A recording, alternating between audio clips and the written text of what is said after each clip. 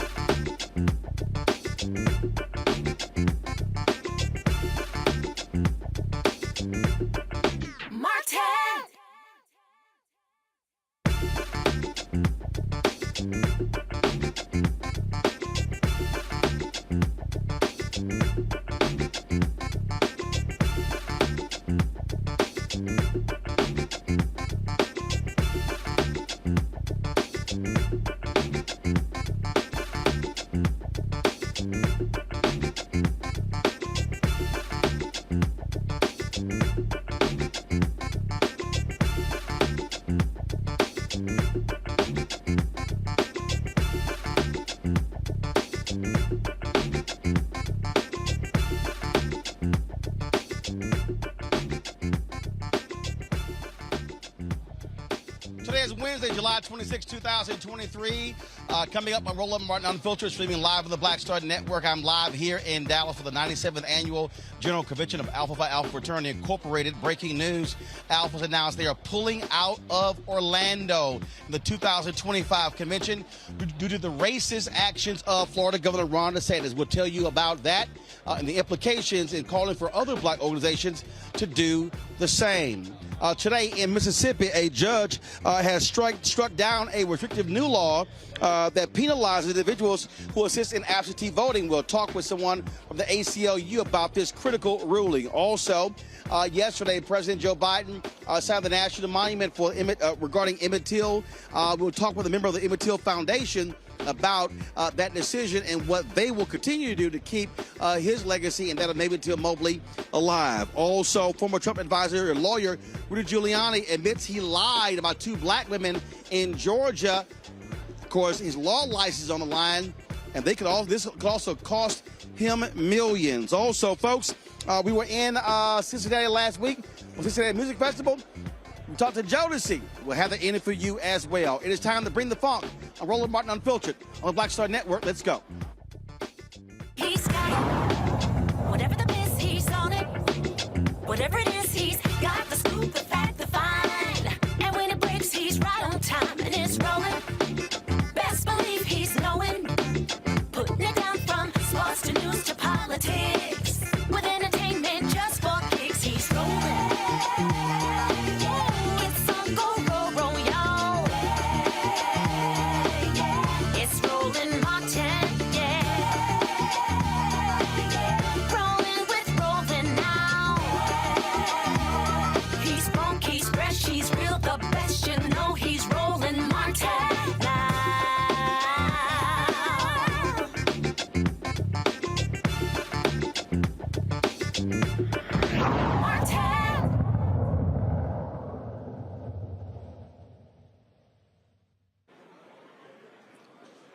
In Mississippi, a federal judge has struck down a new law that would make it difficult for individuals to assist others in voting. This decision comes after lawyers filed a lawsuit against it. It was filed in June on behalf of the disability rights in Mississippi, saying that this hurts them in a significant way. Joining us right now is Joshua Tom. He is the legal director for the ACLU in Mississippi.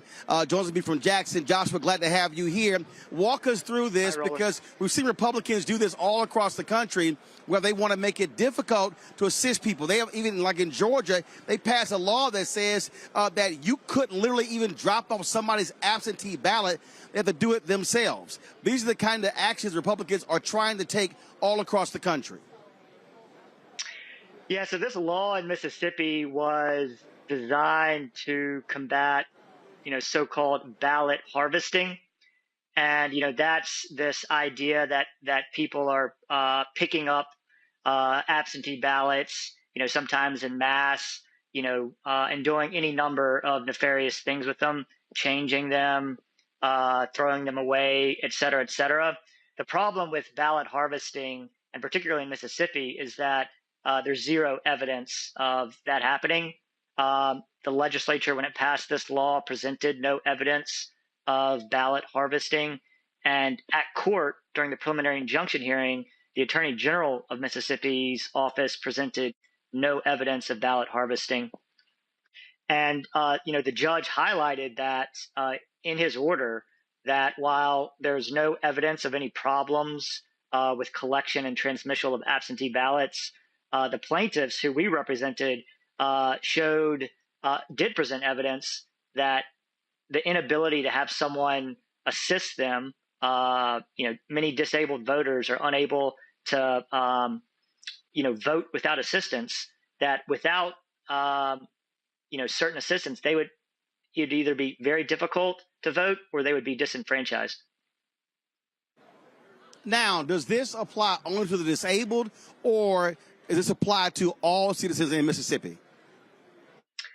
So our lawsuit was on behalf of disabled individuals in Mississippi, whether by reason of disability, blindness, or some other type of condition that would make them unable or make it even more difficult to vote. This injunction that we got from the federal district judge applies to them. So, are you hopeful that other folks would do the exact same thing? Because again, we are seeing Republicans do this here in Texas, in Georgia, in Florida, in Mississippi, because they want to make it as difficult as possible for folks to vote. They do not want to expand access to the ballot. Sure. Our lawsuit is based on the Voting Rights Act, a certain provision of the Voting Rights Act that says people with certain disabilities can have, quote, the voters, a person of their choice, help them vote. And what Mississippi did is it limited who could assist people turning in and collecting absentee ballots. And the state law was a clear conflict with the Federal Voting Rights Act. To the extent that other states' laws conflict with the Voting Rights Act in a similar way, to the extent that state laws are limiting people's federal voting rights, I certainly encourage them to bring similar lawsuits. All right, then. So are you expecting the Republicans in that state to appeal this decision? We're still waiting to hear. There's been no response from the Attorney General. In my experience, when it comes to the Attorney General of Mississippi defending state laws, they often do appeal. In this particular case, our lawsuit is quite a good one. We have Fifth Circuit precedent supporting our position.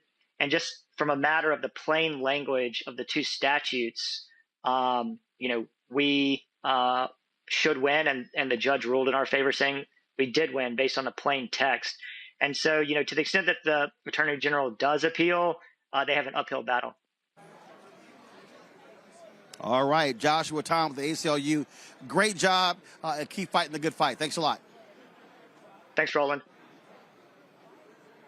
All right, folks, I want to bring in my panel, Rebecca Carruthers. She is Vice President for Fair Election Center. She's out of D.C. Dr. Niambe Carter, Associate Professor, University of Maryland School of Public Policy, also out of D.C. Rebecca, I want to start with you.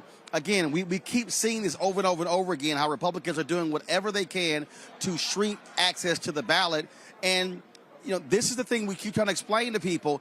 We can't act as if our vote doesn't matter when they're doing all they can to stop folks from voting, even the disabled. Here in Texas, Governor Greg Abbott, who is disabled, who is in a wheelchair, he actually vetoed a law making it easy for the disabled to vote in Texas. Right. We are constantly seeing people are being targeted.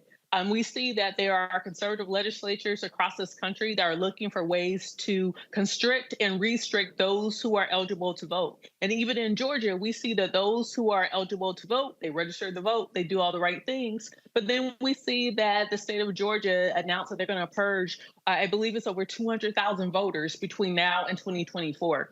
So especially when we see how tight margins are in a lot of competitive races, we know purging 200,000 people is more than enough to make a difference in the outcome, whether it's for the U.S. Senate, whether it's for a governor's race. And of course, even less than 200,000 voters make a difference when it's a congressional race, much less your state house races as well. But I do want to point out, this Mississippi case was filed because of federal law. That means that when we have good federal legislation, it is protecting and it is serving as a vanguard to make sure that voting rights are still respected in this country. So we really need to push for Congress to do something to further strengthen the Voting Rights Act, to do something to pass the John Lewis Voting Rights Act. We need something done in Congress before 2024.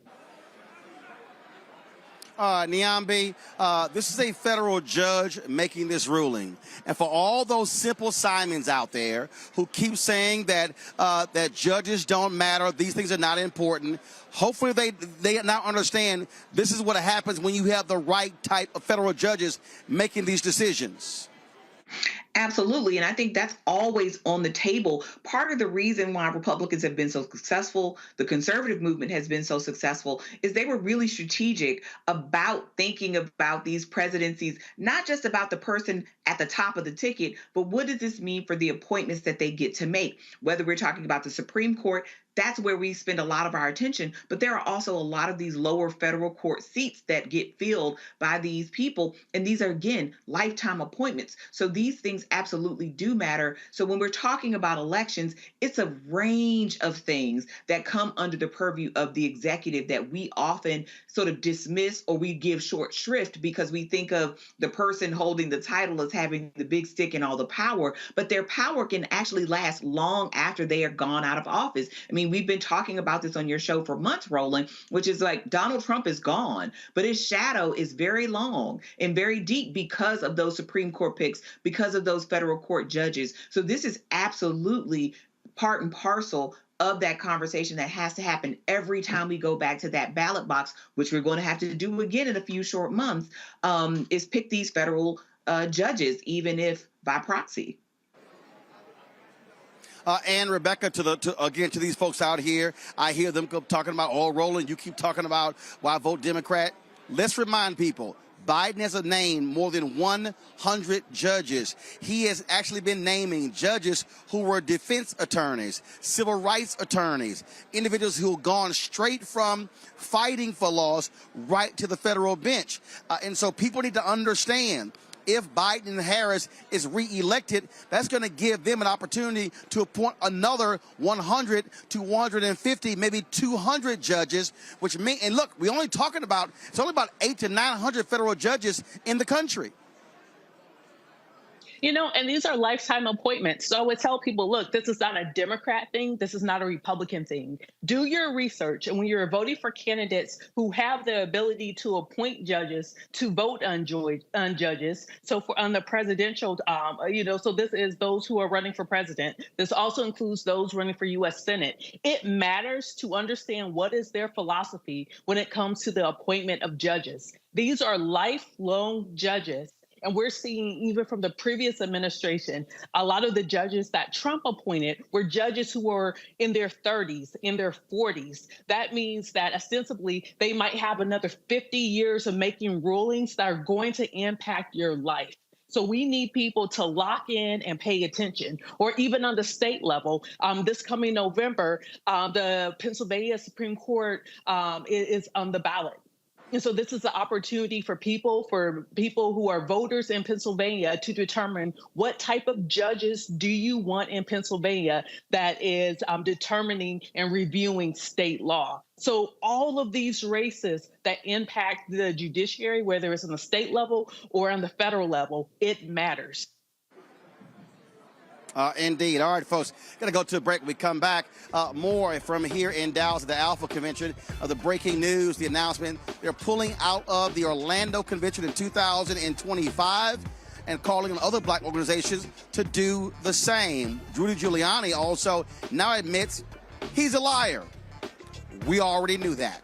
Folks, if you're watching Roland Martin Unfiltered, be sure to download the Black Star Network app, Apple phone, Android phone, Apple TV, Android TV, Roku, Amazon Fire TV, Xbox One, Samsung Smart TV. You can also watch us on Amazon News. Go to Amazon Fire. You can watch our 24-hour streaming channel. You can see us there. You can also see us now on Plex TV. And simply go to Live or search for Black Star Network. And don't forget, join our Bring the Funk fan club. Your dollars make it possible for us to travel to places like this, covering the news as it happens. And so please, send your check and money order, P.O. Box 57196, Washington, D.C., 20037-0196, Cash App, $, RM Unfiltered, PayPal, R Martin Unfiltered, Venmo is RM Unfiltered, Zelle, Roland at RolandSMartin.com, Roland at RolandMartinUnfiltered.com. We'll be right back.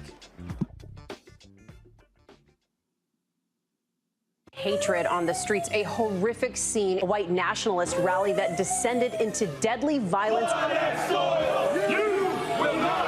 White people are losing their damn minds. as an angry pro-Trump mob storms the U.S. Capitol. We've seen shooting. We're about to see the rise of what I call white minority resistance. We have seen white folks in this country who simply cannot tolerate black folks voting. I think what we're seeing is the inevitable result of violent denial. This is part of American history. Every time that people of color have made progress, whether real or symbolic, there has been what Carol Anderson at Emory University calls white rage as a backlash. This is the rise of the Proud Boys and the Boogaloo Boys. America, there's going to be more of this. Here's all the Proud Boys, guys. This country is getting increasingly racist in its behaviors and its attitudes because of the fear of white people. The fear that they're taking our jobs, they're taking our resources, they're taking our women. This is white fear.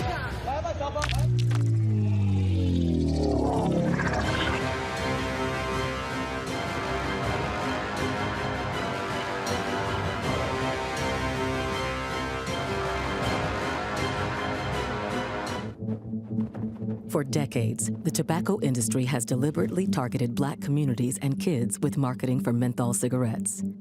It's had a devastating impact on black health. Tobacco use claims 45,000 black lives every year.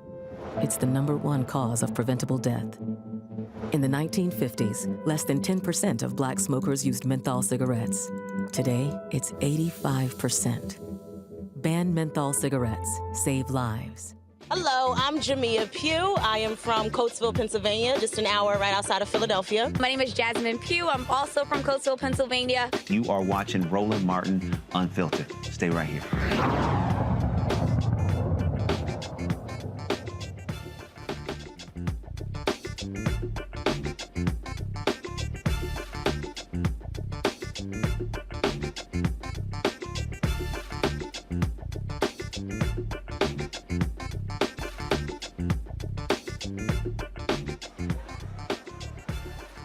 Folks, big news out of the Federal Reserve. Fed Chair Jerome Powell announced they now don't see a recession. Really? For nearly more than a year, all we have heard from economists, from the Federal Reserve, incoming, impending recession. Companies begin laying off people, slashing jobs, pulling back on all sorts of things. Now we see not a recession. Man, I wish my man, Dr. Bill Spriggs, was still alive to be with us. He kept telling us, along with other black economists, not to believe this nonsense. We kept seeing jobs reports come out. We kept seeing the economy do well. And all these folks who were doom and gloom, that's what they all predicted because Republicans were all saying that. Niambi, this is a perfect example of why people, we always say economists are sort of like, meteorologists. They can get the stuff wrong and still keep their damn jobs. Absolutely. And I will say Dr. Spriggs is sorely missed because he was a great colleague and an amazing economist. But listen, I think, I don't know if this will do much to allay people's fears. I mean, the very real thing is that we are paying a lot more for goods than we were paying a few years ago. And I think people still very much feel that. But I think, the evidence is what it is and people's perceptions of what that evidence is what it is. And those things don't often meet. But I do think it at least should bolster public confidence a little bit for people to start making those purchases again. I mean, that's ultimately what this economy has been missing is people buying homes and doing other things. Now, will those interest rates go down probably to the levels they were pre this period? Probably not. But I do think it looks like at least people are stepping out a bit more and willing to commit their dollars in ways they weren't a few months ago, So that seems to confirm this idea that this evidence, right, that the recession that people had forecasted, this sort of doom and gloom, is actually not happening. But see, here's the thing for me, Rebecca, that drives me crazy. They kept pounding this. And so what happened? People were actually believing it. And so it was in every news story. It was on all the business channels, all the cable news channels, the broadcast channels. So folks started freaking out. And so, again, companies started cutting, laying off people. Beginning of the year, all the tech companies. In fact, in the media business, more jobs have been lost this year than media jobs lost during COVID. And so they were scaring the hell out of people. And now we see they're now saying, no big deal, no recession. And to Nyambi's point, here's the deal. We've really been living a lie for the past almost 15 years. Remember, interest rates were cut big time after the housing crisis in 2008. This is 2023. Anybody with any sense should know we were not going to be sitting there at barely, 1% or under 1% interest rate for all of these years. And so at some point, it was going to have to go up. This is where financial literacy matters. And in this country, financial literacy is not taught at any level. You have to go out of your way to understand how this economy works and how finances work. Even if by the classical definition of a recession of, I think it was like 2 months of retraction in the market by over 20% or whatever. I'm not an economist. I don't know that off the top of my head. However, just because we don't meet the classical definition doesn't mean that inflation isn't happening. We know that during the pandemic, there was excess dollars that were printed that was injected into the economy to actually stimulate the economy and get people to spend more in the economy. So we didn't go into a recession during the pandemic. But we do know that when you print more dollar bills, inflation happens. The other thing that we know is that the credit markets are tightening. The standards in order to get a housing loan, the standards in order to get a business loan has tightened up. So this is the only advice I would tell everybody. If you don't need to get a new car this year, don't get a new car. If you need to purchase another vehicle for you or your family, consider getting something used. Right now is the time to save, to educate yourself about the economy, about personal finances. It's not the time to buy just those big ticket items right now. There is something going on, even if we don't meet the classical definition of recession. Well, here's the deal at Nyambi. That's what's happening. The reality is, and we've done this on the show before, and that is in the last decade, fewer houses were built in the last decade since the 1930s. So part of the problem with that housing crisis with 2008, from 2010 to 2020, number of houses built were way below what we needed. We're now in a massive housing shortage. You also have private equity who've been buying up a lot of those homes, those so-called toxic assets, and now they're forcing people to pay higher rents. But two, and this is where the Biden administration should be pounding this home every day. They should be blasting all of these companies, because you mentioned rising prices. The rising prices, which is why inflation was high, is because these companies were price gouging. They were all talking about, record earnings. And so they were jacking up the prices unnecessarily. The supply side, in terms of that shortage of goods, has actually leveled off. We're now getting out of that. If prices are still high, it has nothing to do with shortages. It has to do with corporate greed. Well, and I think we're seeing this across industries. I mean, right now there's a writers and actors strike, right? And that's also about these studios doing the same thing and trying to, line their pockets while, undercutting everyone else. And I think you talked about everyone from gas to airlines. We're actually making money at this moment when they were saying that things were really awful and really terrible. But what we found is that they were actually paying themselves more and passing the cost off to us, while also shortchanging their employees. So I think this whole model that we have of sort of just grab everything you can, right? That's sort of what capitalism incentivizes, is really gross and creates really perverse incentives. And we see it right now with this market. We saw it in the economic downturn in the early aughts. And we see like wisps of it again, but reining in corporate greed, I think, is really going to be central here, because it's not that people don't have money. It's not that people aren't buying things. It's not that people don't want to participate in the market. It's that these companies recognize that they could actually bilk people for more and provide less, including their employees. And that's what we're seeing over and over and over again. Everything from housing, again, to airlines, to cars, right? The value used to be in used cars, but now used cars cost as much as new cars. That something about this isn't tracking, right? And I think this is what you're pointing out, that something is rotten here. And I think we have to start holding these companies accountable for posting record earnings and paying their CEOs these exorbitant sums, and then saying, but we lack. We clearly don't. Absolutely. And on the election side, Rebecca, Again, this should bode very well for Biden and Harris. They talk about Bidenomics. Republicans hate that. But it's a little hard for them to say it's not working. We are seeing manufacturing increase in Georgia, in Arizona. We're seeing, again, stock market still where it is. We're seeing jobs being created. So all of the doom and gloom from Republicans has not transpired. And it's a little hard for them to say, oh, the economy sucks. Every indicator says they're wrong.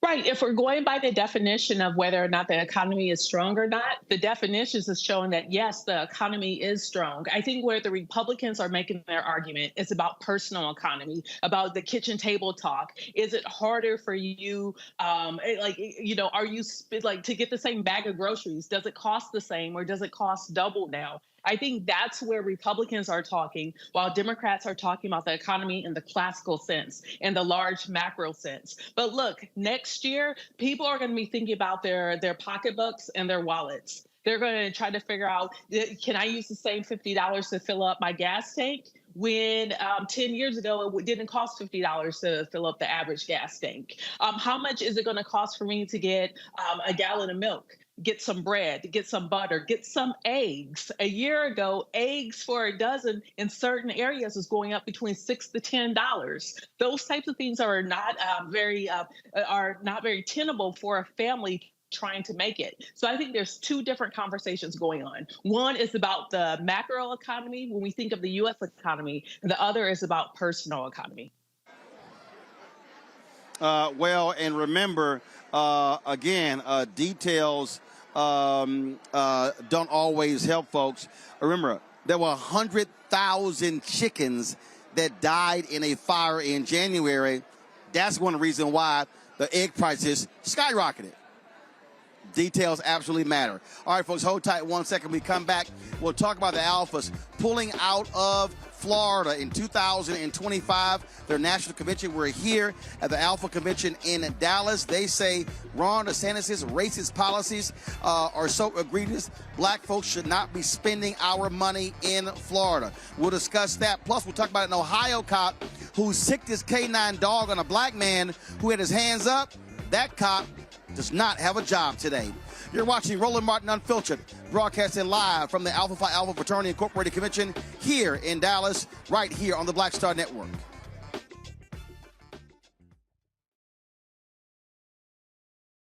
When you talk about blackness and what happens in black culture, we're about covering these things that matter to us, speaking to our issues and concerns. This is a genuine people-powered movement. There's a lot of stuff that we're not getting. You get it, and you spread the word. We wish to plead our own cause. Too long have others spoken for us. We cannot tell our own story if we can't pay for it. This is about covering us. Invest in black-owned media. Your dollars matter. We don't have to keep asking them to cover our stuff. So please support us in what we do, folks. We want to hit 2,000 people, $50 this month, raise $100,000. We're behind 100,000, so we want to hit that. Y'all money makes this possible. Checks and money orders go to P.O. Box 57196, Washington, D.C. 20037-0196.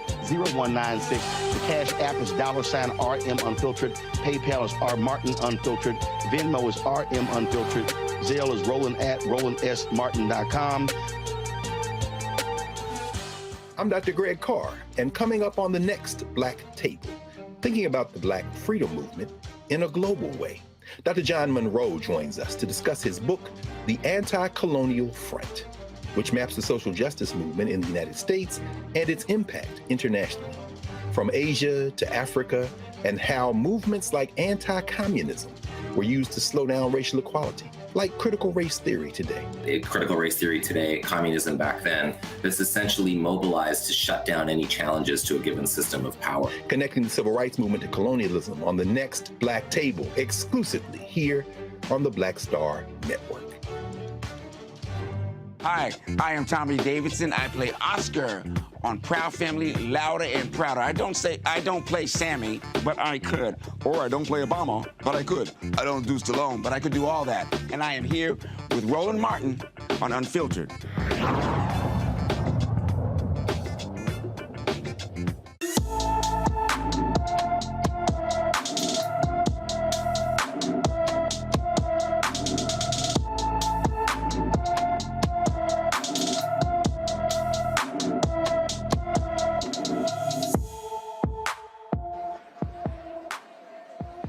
All right, folks, today's Black and Missing. This is, of course, what we do every single day, trying to keep folks abreast of what often happens in these cases. Serenity Gillum has been missing from her Southside Chicago home since July 24th. The 15-year-old is 5 feet 2 inches tall, weighs 108 pounds, with black hair and brown eyes. She also has a piercing on the left side of her nose. Anyone with information about Serenity Gillum is urged to contact the Chicago Police Department Special Victims Unit at 312-747-8380, 312-747-8380. All right, folks, remember we showed you the other day the video of an Ohio police officer who sicked his canine dog on a black man who had his arms up and was not resisting. Well, that cop, folks, has been fired. Circleville Police Department officer Ryan Speakman did not follow protocol when he released the canine on the victim, who had his hands raised during the attack. This is a statement from the police department. The Circleville police officer Ryan Speakman's actions during the review of his canine apprehension of suspect Jadarius Ross on July 4th show that Officer Speakman did not meet the standards and expectations we hold for our police officers. Officer Speakman has been terminated from the department effective immediately. Jadarius was driving a semi-truck allegedly missing a left rear mud flap. Troopers attempted to pull him over, but he failed to stop. During the police chase, he called 911 and told dispatchers the officers were trying to kill him. He did not feel safe pulling over. The chase ended when tire deflating devices were used, and Ross was ordered to exit the vehicle with his hands up. The Ohio Patrolmen's Benevolent Association has filed a grievance on behalf of Speakman, saying he was fired without cause.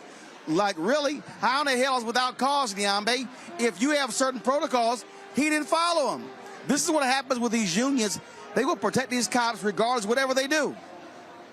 Well, I mean, again, this is yet another case of believe me, not your eyes. I mean, this man was clearly not resisting. There was no danger to the officers. There was nothing that was happening that would have caused them to sick this dog on this man. But we've seen it time and time again where an officer only has to say that I was scared or I had a reasonable suspicion that this person was a danger to me, and then whatever amount of force that they use is perfectly fine. And nothing about this was in any way trying to neutralize the threat. The threat was neutralized at that point, whatever that was. I mean, beyond the fact that this man was black, there was no reason for this dog to be brought into these circumstances. I mean, you see the amount of force that was just around this man. So without the addition of the dog, you know, this man was not a threat. And here we are yet again talking about the same thing. And I think you said it right the first time, Roland, which is we have these police unions, which are very powerful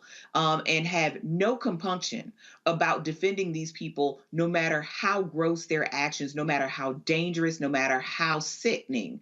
And so this man being fired was the first step to making this right for Mr. Rose. Well, I tell you, Rebecca, again, first of all, this is fairly fast for a lot of these folks. For this to happen July 4th, video comes out, and now, of course, July 26th, this cop is fired, but he should have been fired. Again, I mean, this man had his hands up. There was no reason to release the dog attacking this man. We know this was wrong. It should not have happened. It didn't follow standard operating procedures for any law enforcement agency. But there's two things that are very glaringly obvious that we need here. We need a national registry. So when these bad police officers, when these bad sheriffs, when these bad deputies do these bad things and they're fired, there should be a registry so the next law enforcement agency doesn't hire that particular person, because that person has proven they do not have the ability to actually have a gun and a badge. They do not have the ability to be able to pull people over. They do not have the ability to work well with the public. The second thing that's glaringly obvious here is that there has to be some type of police union reform. We are seeing that some police departments are moving in the right direction, albeit slow because it took 20 days. But we're still seeing that there's issues with these police unions who are constantly fighting back, and it seems like they're always on the side of bad actors within law enforcement. All right, folks, so let's now talk about Rudy Giuliani. The liar now admits he lied. In a court filing, he does not contest what Ruby Freeman and Shay Moss accuse him of. that he smeared them after the 2020 election, and he refused to concede his statements caused damage to Moss or Freeman. He still wants to argue his statements about voter fraud in Georgia in the 2020 election were protected speech. Notably, that Freeman and Moss's defamation suit claims they have been subjected to relentless attacks since 2020 when Giuliani and Donald Trump cited them, sometimes by name, to fuel their since-debunked election fraud claims. The poll workers seeking an unspecified amount of damages, claiming Giuliani's actions caused severe emotional distress and put them in danger. At the end of the day, what we're dealing right here are liars. In fact, simple as that, Rebecca. Rudy Giuliani is a liar. He lied repeatedly, and so now he's like, oh, okay, yeah, I admit I wasn't being truthful. But he still wants to argue the results of the election. Dude, give it up. Y'all lied. I hope they take him for millions, and I hope he loses his law license everywhere.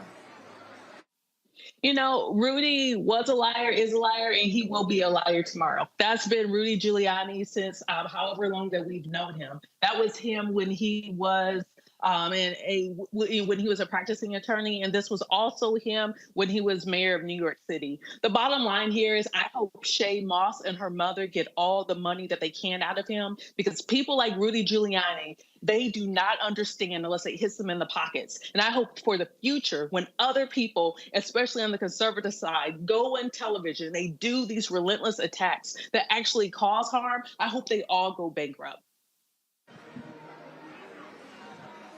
You know, Niambi, I mean, these folks have lied so much and so often they've actually believed the lie.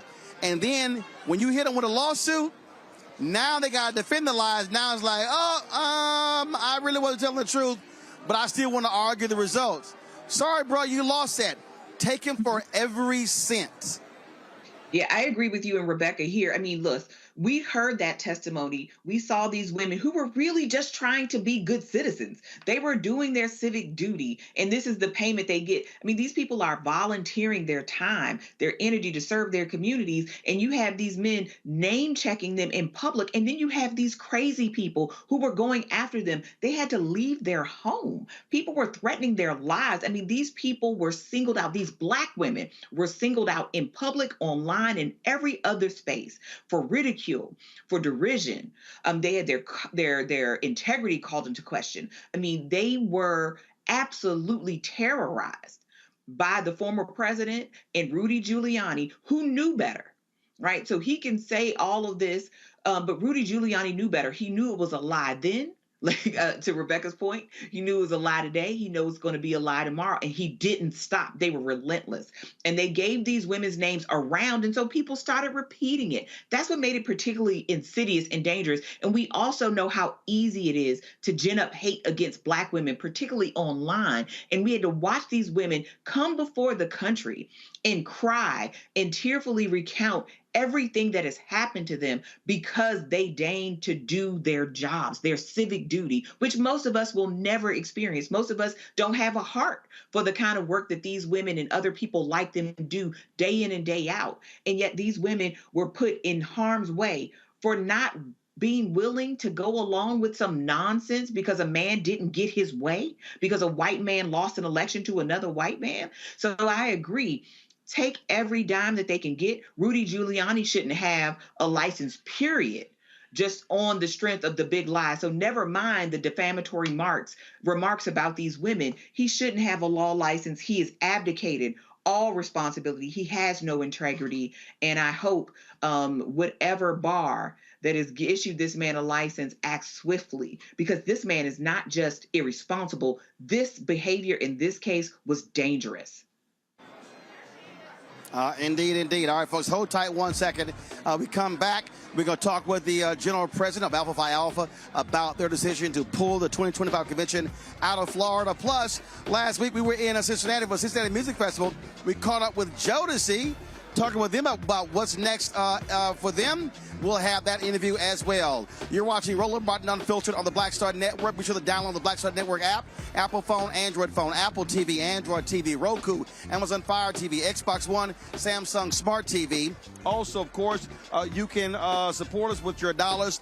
That's critically important for us to cover the stories that we know are important. Send your check and money orders to P.O. Box 57196 Washington, D.C., 20037-0196. Cash App, $RM Unfiltered. PayPal, R Martin Unfiltered. Venmo is RM Unfiltered. Zelle is Roland at RolandSMartin.com. Roland at RolandMartinUnfiltered.com. And be sure to get a copy of my book, White Fear, How the Browning of America is Making White Folks Lose Their Minds. Available at bookstores nationwide. Download your copy on Audible. We'll be right back. On the next Get Wealthy with me, Deborah Owens, America's Wealth Coach, financial literacy. Without it, wealth is just a pipe dream. And yet, half of our schools in this country don't even teach it to our kids. You're going to hear from a woman who's determined to change all that, not only here, but around the world. World of Money is the leading provider of immersive financial education for children ages 7 to 18. We provide 120 online and classroom hours of financial education. That's right here on Get Wealthy on Black Star Network.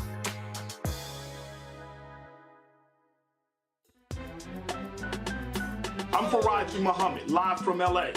And this is The Culture. The Culture is a two-way conversation. You and me. We talk about the stories, politics, the good, the bad, and the downright ugly. So join our community every day at 3 p.m. Eastern and let your voice be heard. Hey, we're all in this together. So let's talk about it and see what kind of trouble we can get into. It's The Culture. Weekdays at 3, only on the Black Star Network. Next on The Frequency with me, Dee Barnes, actress, writer, and advocate Ray Dawn Chong is here to discuss her childhood and break down her life in Hollywood, a show you don't want to miss. Well, even at my peak when I was getting a lot of stuff, as soon as I was working a ton, I heard people whispering, oh, we don't want to pay her because we're giving her a break. Only on The Frequency on the Black Star Network.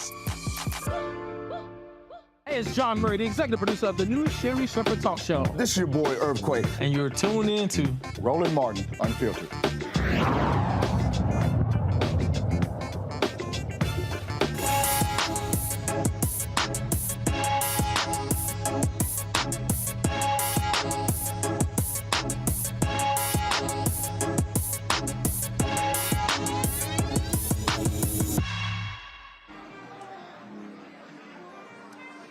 Folks, Friday in Cincinnati with the Cincinnati Music Festival, and Jodeci took the stage. I have an opportunity to sit down with them in their dressing room to talk about what they're working on, and also chat with them about the 50 years of hip-hop. Here's that conversation courtesy of Procter & Gamble. All right, first off, we're celebrating the 50th anniversary of hip-hop. Just your thoughts on the genre and just what this music has done across the world.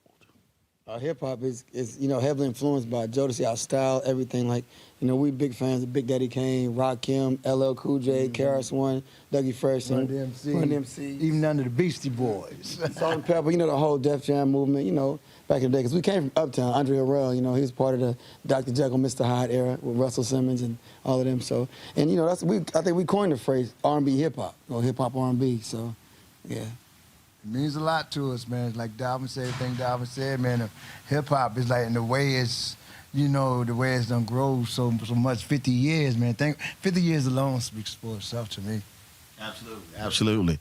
Now, when it comes to your audience, one of the things that I always say, if you look at those groups in the 60s, you talk about Spinners and OJs, and then you Four Tops and Temptations. So then when you start going to the 90s, you have that next generation of groups that people really, really identify strongly with, and the songs. It's like I said, we got the love songs, like you said, the OJs and all those. They had they love songs off the hook, man. So we want, we kind of like pattern like that, the group with love songs and all that, and trying to keep our era, our generation. We let them know all the time, hey, if it wasn't for Jodeci or Boys to Men, other groups like that, it wouldn't be and if it wasn't for Temptations, Four Tops, OJs, and all that, it wouldn't be none of us, Yeah, when we came along, I think Jodeci, we were so young, we infused gospel and hip hop and R&B. And I think, you know, our image is what set us apart. Because, you know, like they said, like Casey said, the Temptations and all them, they had the harmonies, they had the steps. We came almost like with just the raw, like rappers on stage. It's like when people saw it, it's like, wait a minute, that's the same guy I was talking about, Forever My Lady. They look like thugs on stage. But you know that, and I think after that, every group came out, and Jodeci was the mark that everybody wanted, you know what I'm saying, to set. You know, you got the Jagged Edges, the 112s, and the Drew Hills. Everybody came after us, we kind of set the mark for where they wanted to be. So I always ask different groups this. I'm going to ask y'all this here, and it's not a question of competition, but was there another group that y'all were like, if we're performing together, they gonna bring it, so we got to bring that heat too? Is there one group that for some reason that when y'all saw them, y'all like, yeah, we going to put it on them tonight on the stage? Y'all know, come on, see, y'all trying to be, nah, every artist I ask, and there's always a group where they go, yeah, because Eddie LeVert said it was the Spinners. He said when the Spinners came out, he said, they gave us a run for our money. He said, we know we had to bring it. I'm going to tell you this, I think in the 90s, they put Boys and Men against Jodeci, but it was two different groups. You know, I think we toured with MC Hammer, Jodeci, and Boys and Men, so it was a competition thing. It was almost like Prince and the Time and Purple Rain. So it was always like, you know, they was a little nice guys. It was the bad boys. So it's like then they shows start getting a little raunchy trying to compete with us. But I mean, that's just who we were, you know what I'm saying? So I think that, I don't really know, like. Well, if I had to. Because I asked. I would say Silk. Yeah, you can see. You know what I'm saying? I would say Silk, because Lil G and John, man, and Lil John, yo, they push it on. I'd be like, I be listening to their records, man. I'd be like, yo, man, they killed that. But yeah, I would say Silk. Absolutely. Y'all done a lot, but I gotta ask you this here: when you look at that crowd today, and when you still see folk who were your age listening to it, but then you got another generation listen to it, how does that make you feel? I mean, you know, you got rappers like Cardi B's, the NBA young boys, the Drakes, who keeping Jodeci alive, you know, because they mamas turned them on to the music, and now they've come back like, man, we've been missing this. This is something different. Yeah. And, you know, I was listening to Drake today, his new freestyle, he's sampling one of our songs. He's always sampling Jodeci and talking about Jodeci. So I think now when they... Drake sample one of y'all songs? They sample a lot of songs. Y'all were like, check. Yeah, you know, Plan B by Megan Thee Stallion. It was a beat I did for Jodeci a long time ago. So you went check. Yeah, but, you know, they actually called me. It's like, can we use this beat? I was like, absolutely. Yeah, absolutely. So, you know, so they're kind of like keeping us alive with this younger generation, because when we tour now, I look out and I see girls young. They sing every word to our song. I'm like, geez, I didn't know Jodeci. But then you think about it, like this young generation keeping us alive amongst all of them. So. And plus, you know, be real, I just got a phone call from not too long ago from Ty Dolla $ign. Say you want to do some work. So, you know, like I said, the young audience, you know, they really getting into Jodeci now, man. Well, that was, I was talking, who was I just talking to? I forgot. It was a songwriter. He was, it was Smokey Robinson. And they were asking Smokey, and they said, Smokey, you know, how do you feel about people? And Smokey's like, oh, I have no problem at all. He said, I just go to the mailbox, and I go, I appreciate it. That's true, though. I mean, that's true. That's true, man. I mean, you know, and we've been blessed to have our music, you know, be sustained over the years, and people using it, sample it, and you know, these checks and mailbox money is good, man. It sure is. I love when I go to the mailbox. Yeah, and being able to still tour, man, you know what I'm saying, and have people, you know, love what you do, buy merchandise, and just pay money to come and see you, it's cool. Now, some cities are always different. What is a Jodeci city where y'all been a lot of places, but it's just... D.C. Really? D.C. broke us. D.C. broke Jodeci. Yeah, so basically, D.C. for y'all was like New Orleans for Maze. Yeah, pretty much. Yeah, it was. I mean, our own hometown was the last to come to the table. Charlotte was the last to come to the table.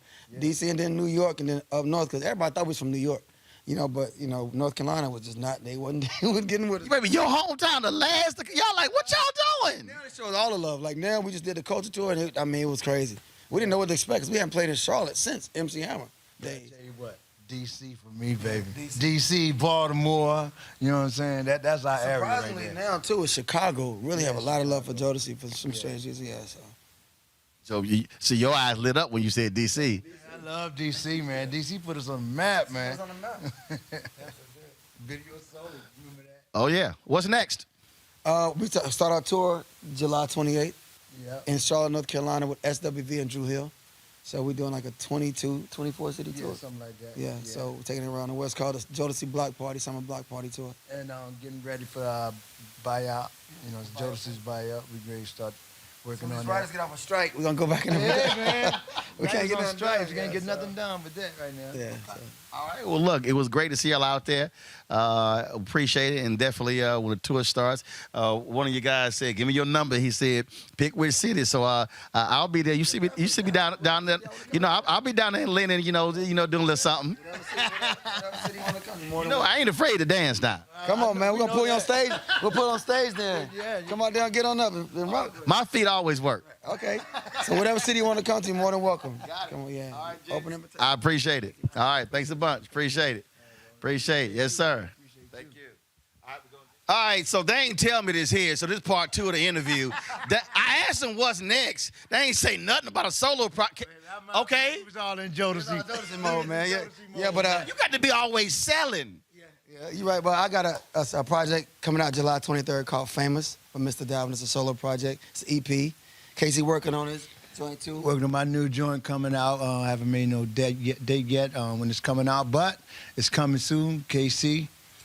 Yo, it's fire, baby. Right. We're in Jodeci mode right now, though. Yeah, we still in Jodeci mode. Right. Yeah, but you need to always be selling. So you got a mailbox, right? Yes, mailbox. It's called direct deposit. It's called Cash App, Zelle, PayPal, Venmo. You got that right. You got that right, bro. Thank you, brother. Appreciate it, man. All right. All right, folks, tomorrow, all this weekend, next week, we'll have more from the Cincinnati Music Festival, courtesy of Procter & Gamble. And when we come back to Dallas to the Alpha Convention, I'll be chatting with the Alpha President, General President Brother Willis Lonser, about their decision, our decision, to pull out of Florida in 2025 for the National Convention. You're watching Roland Martin Unfiltered on the Black Star Network.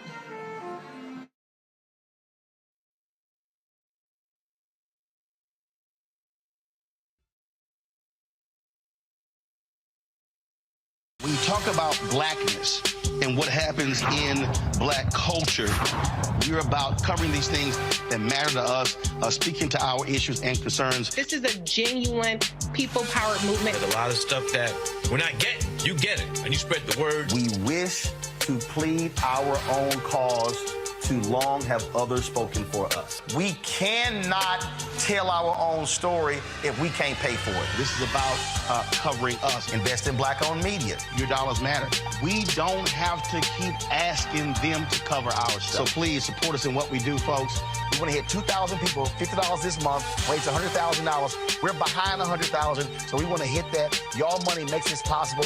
Check some money orders. Go to P.O. Box 57196, Washington, D.C. 20037-0196. The Cash App is $RM Unfiltered. PayPal is R Martin Unfiltered. Venmo is RM Unfiltered. Zelle is Roland at RolandSMartin.com. I'm Faraji Muhammad, live from LA. And this is The Culture. The Culture is a two-way conversation. You and me. We talk about the stories, politics, the good, the bad, and the downright ugly. So join our community every day at 3 p.m. Eastern and let your voice be heard. Hey, we're all in this together. So let's talk about it and see what kind of trouble we can get into. It's The Culture, weekdays at 3, only on the Black Star Network. Next on The Frequency with me, Dee Barnes, actress, writer, and advocate Rae Dawn Chong is here to discuss her childhood and break down her life in Hollywood, a show you don't want to miss. Well, even at my peak when I was getting a lot of stuff, as soon as I was working a ton, I heard people whispering, "Oh, we don't want to pay her because we're giving her a break." Only on The Frequency on the Black Star Network. Hello, we're the Critter Fixers. I'm Dr. Bernard Hodges. And I'm Dr. Terrence Ferguson. And you're tuned in to Roland Martin Unfiltered.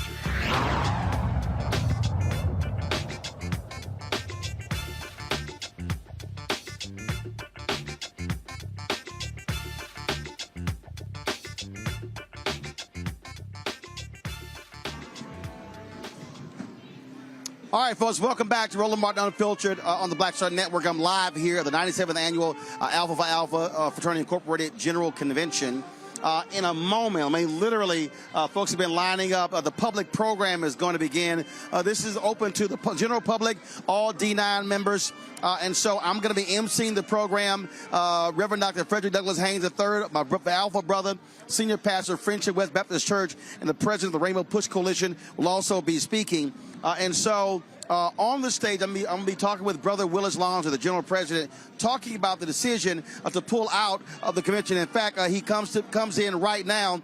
Anthony, let's swing this around. And so, Mr. President, good to see you here. First and foremost, the announcement went out this morning, breaking news, Alpha pulling out of Florida in 2025. That's correct. We cannot stand for Governor DeSantis's antics of attacking not only black people but marginalized communities, these public policies that he's implementing, as well as a stance against voting rights, about appropriate respect for our culture. But the ultimate straw was this absurd perspective that slavery somehow benefited those who were a part of that chattel system. We can't stand for that. We're not going to stand for that. And anywhere we want to spend our monies, it will be in places that are advocating for people of color and marginalized communities. Now, the Capitals had their convention recently in Tampa. They had a public statement against this as well.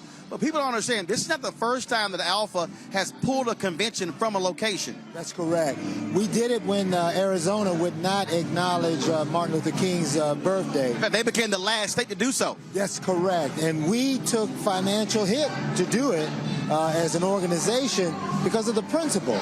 Not only is Brother King our brother, but he belongs to the world. What he stood for could not be denigrated by such politics. And we will do what we have to do. We're here in Texas, even today, making a statement.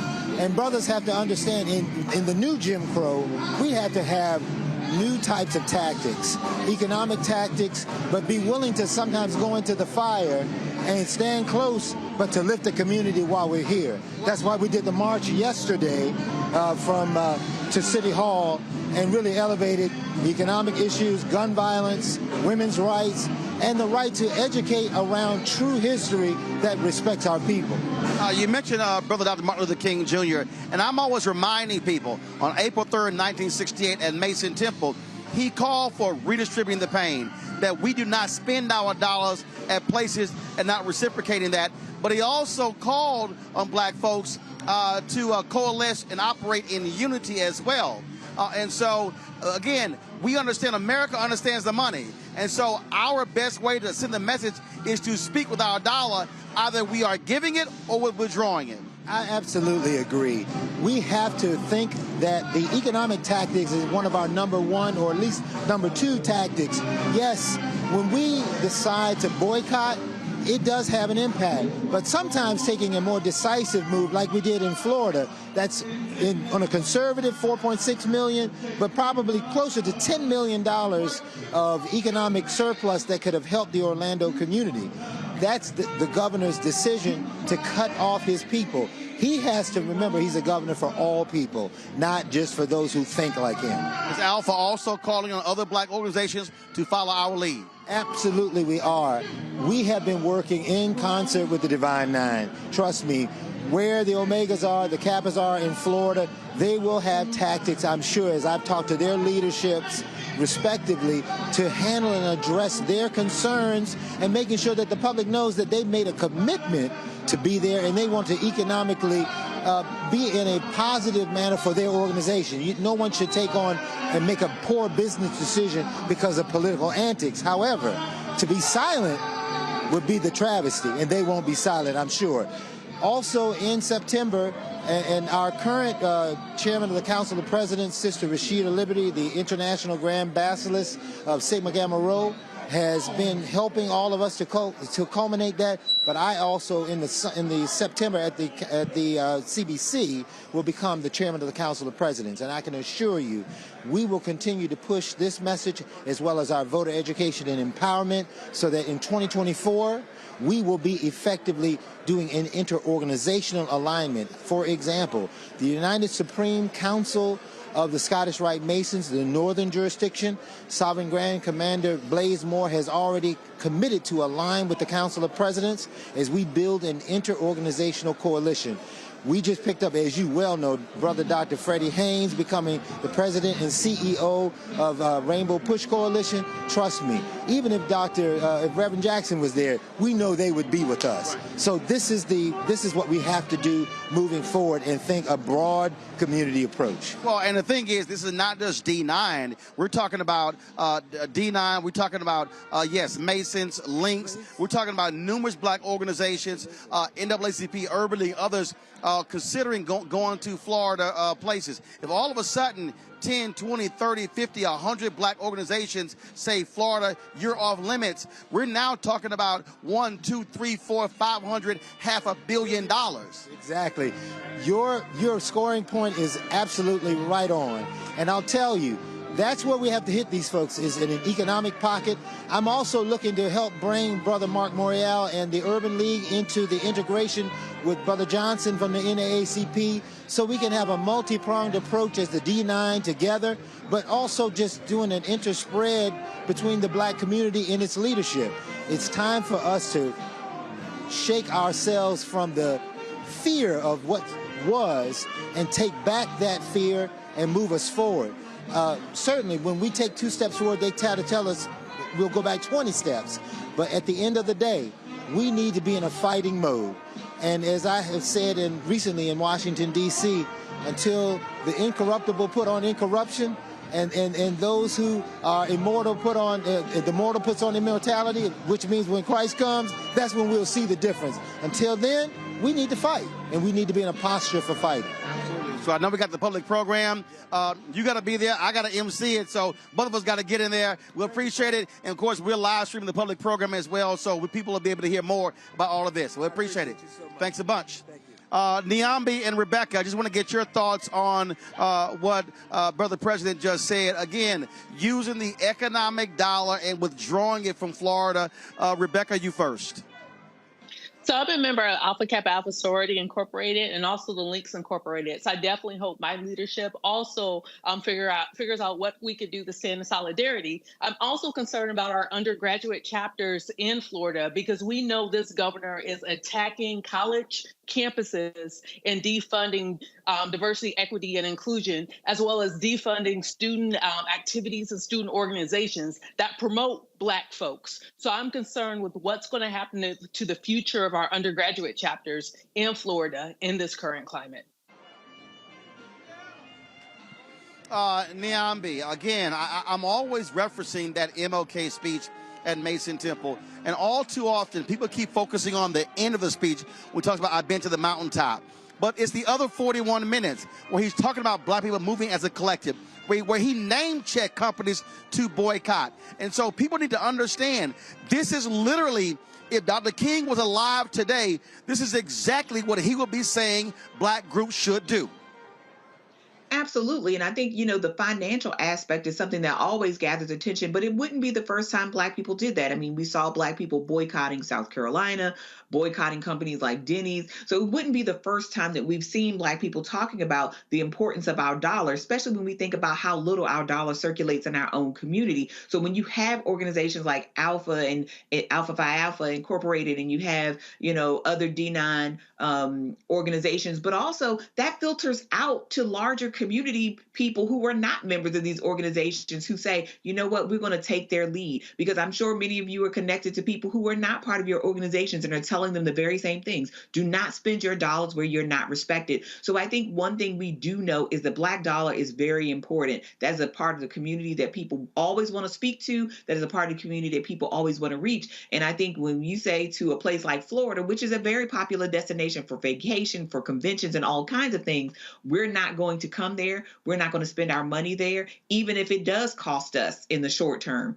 Then that is something that they will wake up to, because as even Rebecca noted, many of her sorors and other young people who are currently in Florida, there are some who might stay, but there are others who are very brilliant and very talented who are going to take their place elsewhere where they feel that it is more hospitable. So we have to think about the sort of other kinds of effects that this can have downstream when you have such retrogressive policies in place.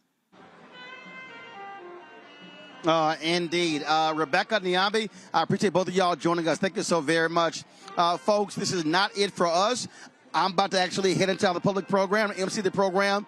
We'll be carrying that live right here on Roland Martin Unfiltered and the Black Star Network. So I want to thank everybody for joining us. And so, y'all, don't turn away. We got a great program for you. We got a packed house as well.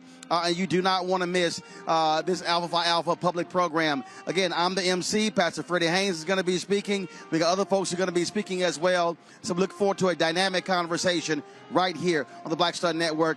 I'll be back in a moment.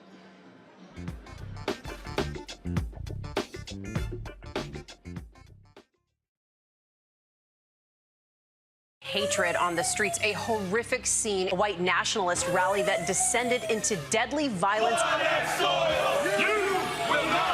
White people are losing their damn minds. As an angry pro-Trump mob storms the U.S. Capitol, we've seen shooting. We're about to see the rise of what I call white minority resistance. We have seen white folks in this country who simply cannot tolerate black folks voting. I think what we're seeing is the inevitable result of violent denial. This is part of American history. Every time that people of color have made progress, whether real or symbolic, there has been what Carol Anderson at Emory University calls white rage as a backlash. This is the rise of the Proud Boys and the Boogaloo Boys. America, there's going to be more of this. Here's all the Proud Boys, guys. This country is getting increasingly racist in its behaviors and its attitudes because of the fear of white people. The fear that they're taking our jobs, they're taking our resources, they're taking our women. This is white fear.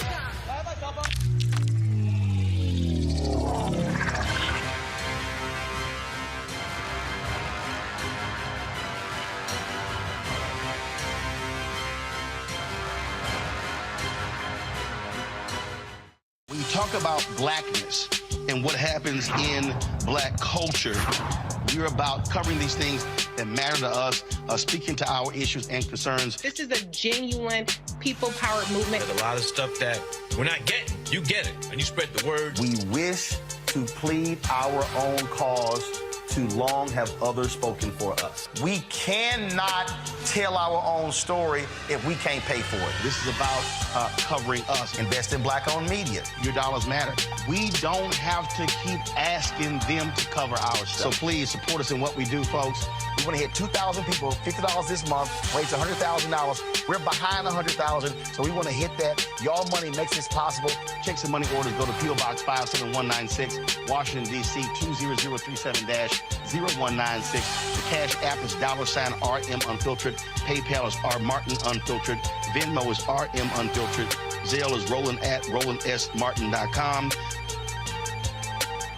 Next on The Frequency with me, Dee Barnes, actress, writer, and advocate Ray Dawn Chong is here to discuss her childhood and break down her life in Hollywood, a show you don't want to miss. Well, even at my peak when I was getting a lot of stuff, as soon as I was working a ton, I heard people whispering, oh, we don't want to pay her because we're giving her a break. Only on The Frequency on the Black Star Network. Black Star Network is here. I'm real revolutionary right now. Support this man, Black Media. He makes sure that our stories are told. Thank you for being the voice of Black America, Roland. Stay black. I love y'all. All momentum we have now, we have to keep this going. The video looks phenomenal. See, there's a difference between Black Star Network and black-owned media and something like CNN. You can't be black-owned media and be scared. It's time to be smart. Bring your eyeballs home. You dig? Pull up a chair, take your seat at the Black Table with me, Dr. Greg Carr, here on the Black Star Network. Every week, we'll take a deeper dive into the world we're living in. Join the conversation only on the Black Star Network. All right, folks, as Alpha's leadership was planning this year's convention and brainstorming about how to host a public program that would allow us as men of Alpha Phi Alpha to honor community service, to engage in a discussion about the social ills impacting us individually and collectively, and to outline an agenda for the future, an idea was birthed. With the various political rulings of the Supreme Court, that are, in essence, dismantling years of protection. Tonight's discussion is a play on Reverend Dr. King's most important speech that he gave, of course, to SCLC in August at their conference in 1967, is where do we go from here?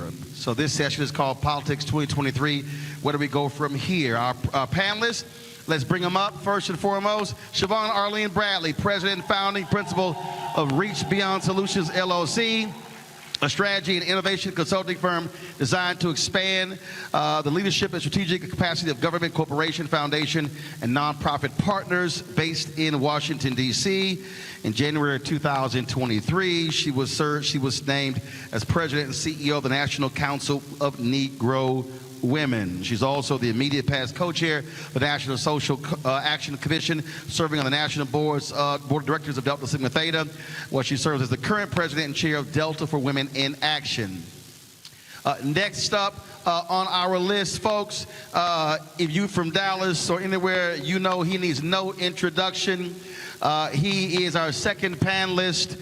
He is a prophetic pastor, passionate leader, social activist who is engaged in preaching the gospel of Jesus Christ.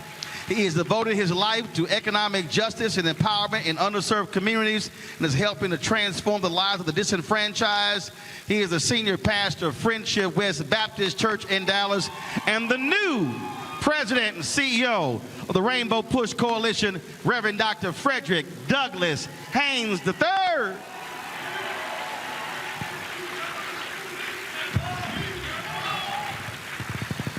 Our third panelist really needs absolutely no introduction. We don't have enough space on my iPad to read his bio.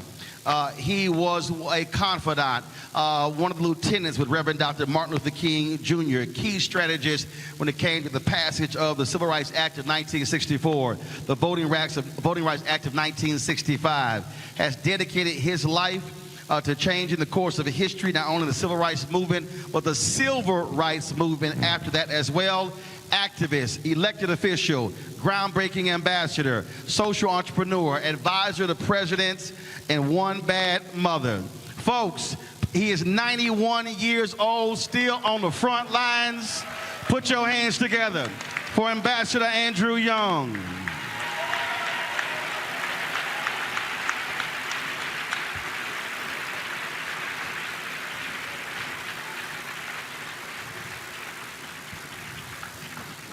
I want to first start off with this. April 3rd, 1968, Dr. King is speaking at Mason Temple, and he is talking about, and unfortunately too many of us, Ambassador Young, we only focus on the mountaintop part, but that was a 43-minute and 16-second speech, and we keep ignoring the other 41 minutes. Shame on us. In that speech, Dr. King talked about redistributing the pain. He name-checked companies to boycott. He talked about supporting black businesses. I want to get your thoughts initially on Alpha making the decision not to hold its next convention in Florida as a result of the racist policies of Florida Governor Ron DeSantis. I'm sorry you put me on the spot on that one, because I don't like to run from segregation. I don't like to run from evil. We ran to Birmingham because it was a hellhole. And we kind of straightened it out a little bit. And out of the suffering and the struggle in Birmingham, we got the 1964 Civil Rights Act. And I was talking to one of the young people here who's a scholar, and I said, you know, I ran into Derek Bell's wife the other day, and he was our lawyer in Birmingham, and I forgot that when we got to Birmingham, the people there had already written their Birmingham manifesto. It was a whole list of the things that they wanted and the problems they had. And Derek Bell was our lawyer, and he went to Harvard. But before he went to Harvard, we put that manifesto in the papers. The white folks wrote rebuttal and attacked Martin Luther King for the whole business. And then Martin was in jail, and he wrote the letter from the Birmingham jail and didn't have any paper. And he wrote it around the margins of the New York Times. And when he ran out of paper in the New York Times, he wrote it on toilet paper. And when that letter from the Birmingham jail came out, it went around the world. But I say that and connect it to critical race theory. Derek Bell left there and went to Harvard and started talking about critical race theory, but I really think the ideas came from Birmingham, and they came not from Martin Luther King alone, but from Fred Shuttlesworth and all of the preachers and teachers and people, the ordinary saints of rank and file, that by their marching and their suffering and their facing down the dogs gave us an agenda that, frankly, we're doing pretty good with. Now, you should shut me up, but since you didn't, I'm going to say that we took the message from Birmingham, and Martin carried it all over the country and all over the world. But that was from 1963 to 1968. And in 1968, he was taken from us, they thought. But I don't believe he's gone anywhere. And I thank all of you for commemorating his spirit in the Rock there on the Capitol. And because he used to say, out of a stone of hope. Right. And out of the stone of hope, I don't like the idea of a divine nine, because there was nothing divine about Alpha when I joined it in 1950. But maybe that was just the brothers at Howard. But there's something holy and sacred about that statue, and it is a stone of hope that keeps us alive and keeps us going. So I want to thank all of you for your participation in that, and I want you to know that Martin Luther King is more powerful in more places in the world now than he was in 1968. And they did not quiet him. They unleashed his spirit. Right. And the hope that we were singing about and talking about is basically what has carried us through this far. And I tried to carry it on in Atlanta. Well, you didn't. First of all, you didn't try. You succeeded. You didn't try. You succeeded. Well, yeah. But we got it. We still. The thing is, the last thing we talked about in New York before he went to Memphis was Harry Belafonte, John Conyers of Michigan, Dick Hatcher of Gary, and myself, and with Dr. King, and everybody said, look, we've got to go beyond marching. We ought not have to get 1,000 people in the street.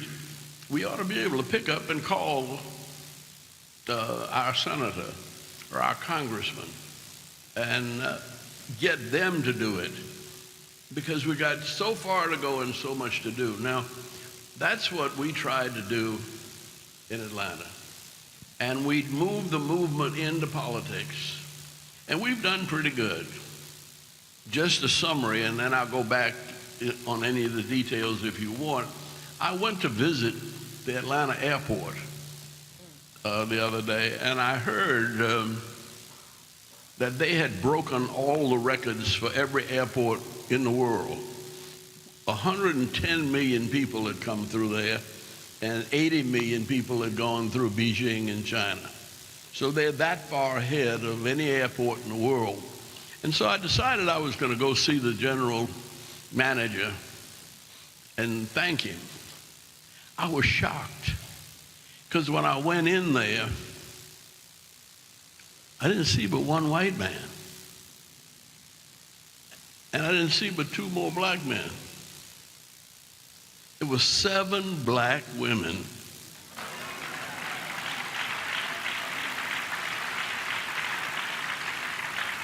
running the busiest airport in the world. And they looked like y'all.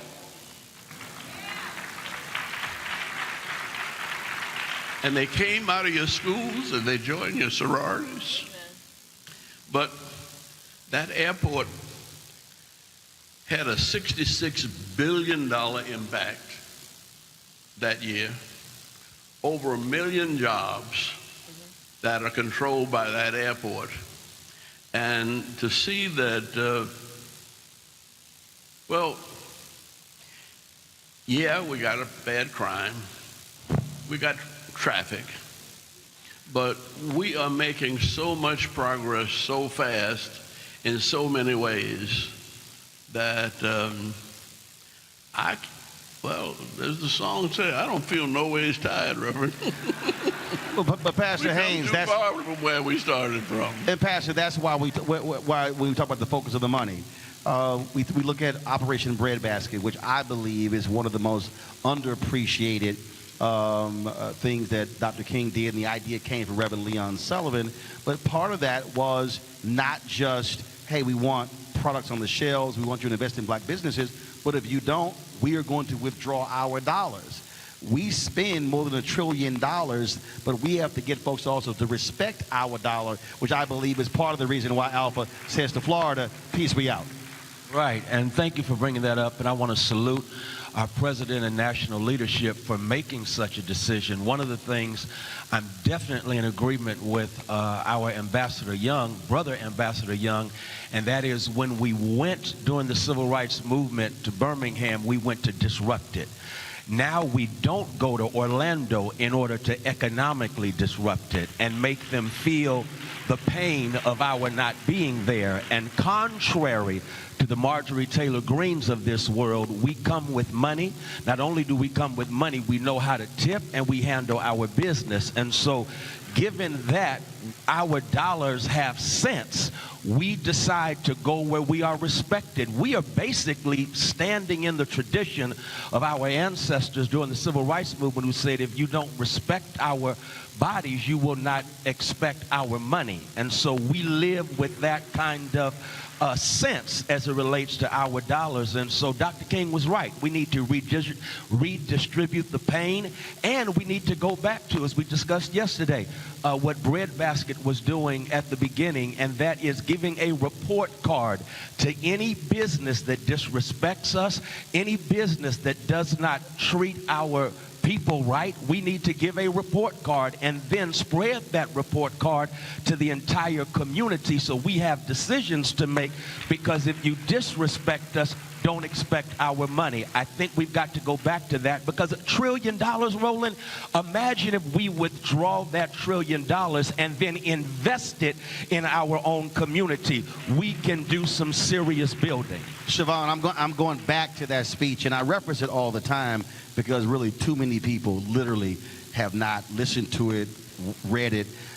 In the exact same speech, Dr. King said black people individually are poor, but collectively we represent one of the richest economies in the world.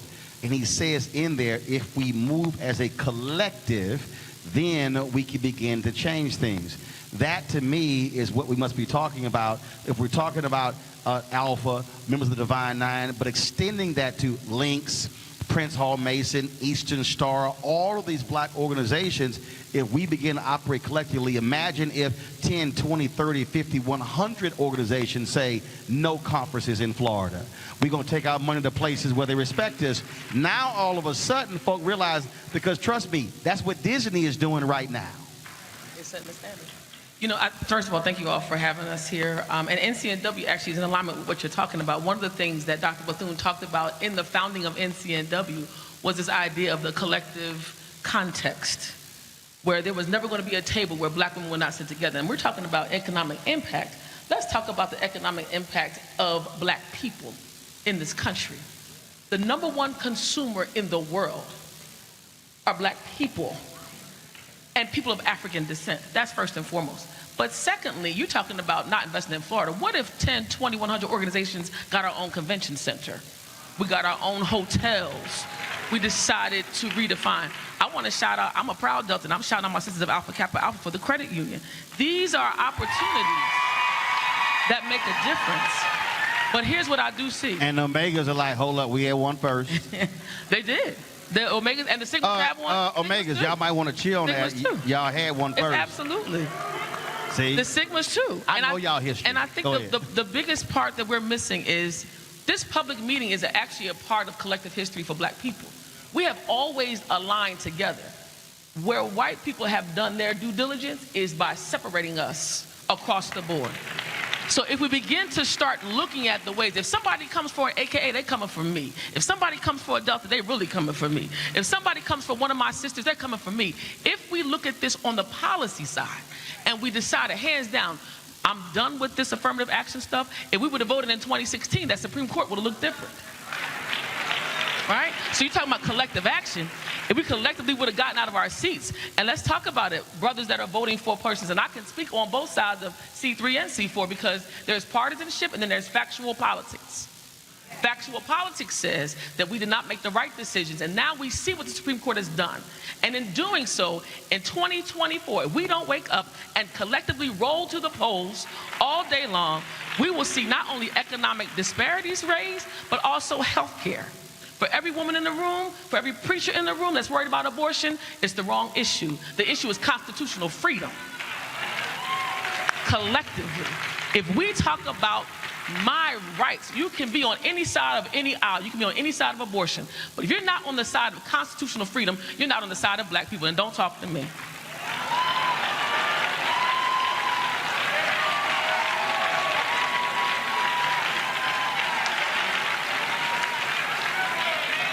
Ambassador, long game. When I look at Federalist Society, when I look at where conservatives are, they're operating with this long game, 30, 50, 75 years. That was their focus when it came to the Supreme Court. Y'all had to deal with folk who said, man, y'all not going to be successful with this civil rights thing. I don't want to get involved. But you got a lot of folks today, young, middle-aged, and old, who say, I don't see any change. I don't understand. Voting is going to be a waste of my time. And so what would you say to somebody today? How do we reach that person who has no hope, Major, who does not believe anything will change, and they'll say, you wasted my time? How do we reach that person? First place, I grew up in the Second World War, and we had a song they used to sing. You got to accentuate the positive, eliminate the negative, latch on to the affirmative, and don't mess with Mr. In Between. And it went on to illustrate my last remark, Jonah in the whale, Noah in the ark. What did they do when everything got so dark? They had to accentuate the positive. Now, it's a dark time in some ways, but that's in the news. And the reason I told you about the Atlanta airport, because Atlanta's not dark. I mean, Atlanta is jumping. Atlanta's economy, I'm talking about metropolitan Atlanta now, is $400 billion annually. And so when the baseball team decided that they were going to pull the All-Star game out of Atlanta, they were pulling the All-Star game out of a county that had 3 black women running it and a black sheriff. And I went to him and I told him, you all move too quick, because we need this kind of money coming in here because the change is in process. And they said, well, they couldn't get to us till 2025. And I said, fuck you.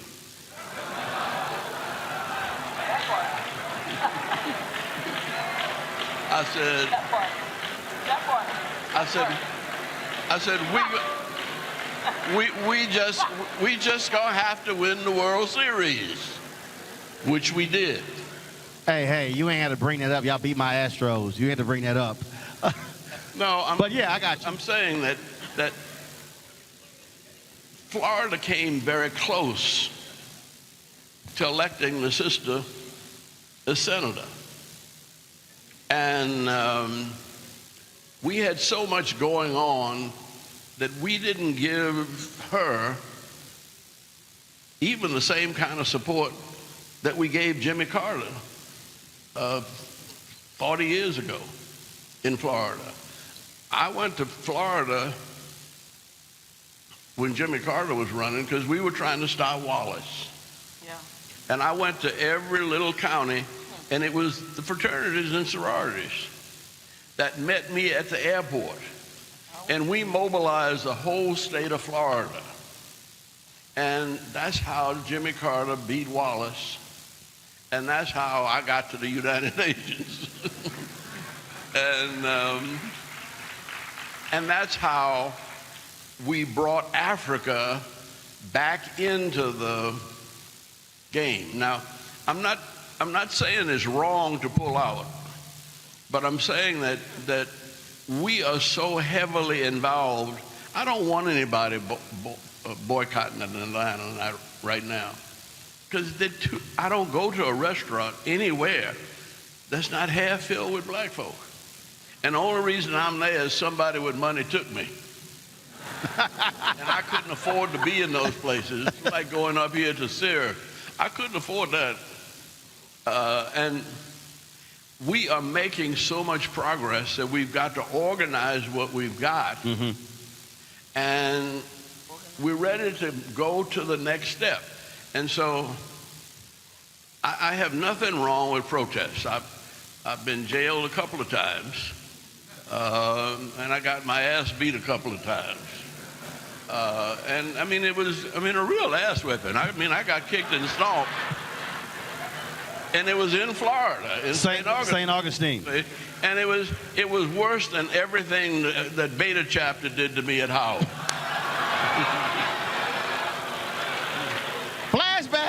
Flashback. But the reason I got up and kept going was that I got up and kept going at Beta. Right. I've been through that before. You know, you don't let a whole lot of bull stop you and slow you down. Pastor Haynes, connecting the dots.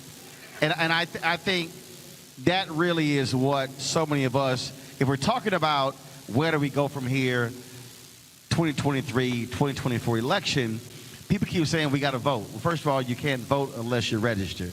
You can't be registered unless you have been enlightened and educated.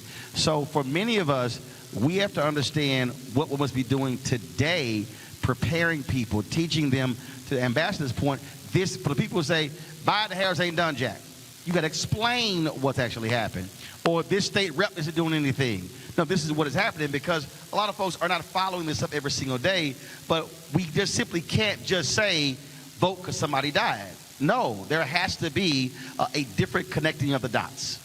Exactly. As a matter of fact, as far as I'm concerned, we can learn a lesson from Reverend Jesse Lewis Jackson Sr., who in 84 and 88, between those two campaigns, registered to vote some 7 million people. But the thing is, he did not just say somebody died for your right to vote. He registered voters because he had an agenda. And so I think it's very important that we want to marry voter registration with voter education. And voter education simply says there are so many examples about how elections have consequences. In Tulsa, Oklahoma, a Trump-appointed judge denied reparations to the 3 survivors of the Tulsa race massacre. Elections don't matter. Imagine if that was a Clinton-appointed judge. In a real sense, reparations would have taken place. And so it's very important that we have voter registration with an agenda. And perhaps, and I hate to bring them up, but you got to give credit to the Tea Party. In 2008, we partied when Obama won. While we were partying, they went to planning. And as a consequence, they took over local elections, county and state elections. And we are to this day living with the consequences of their planning in 2008. You use the word long game. We got to have a long game. W.E.B. Du Bois told us in the last century we need a 100-year plan, or we continue to react to what others do to us.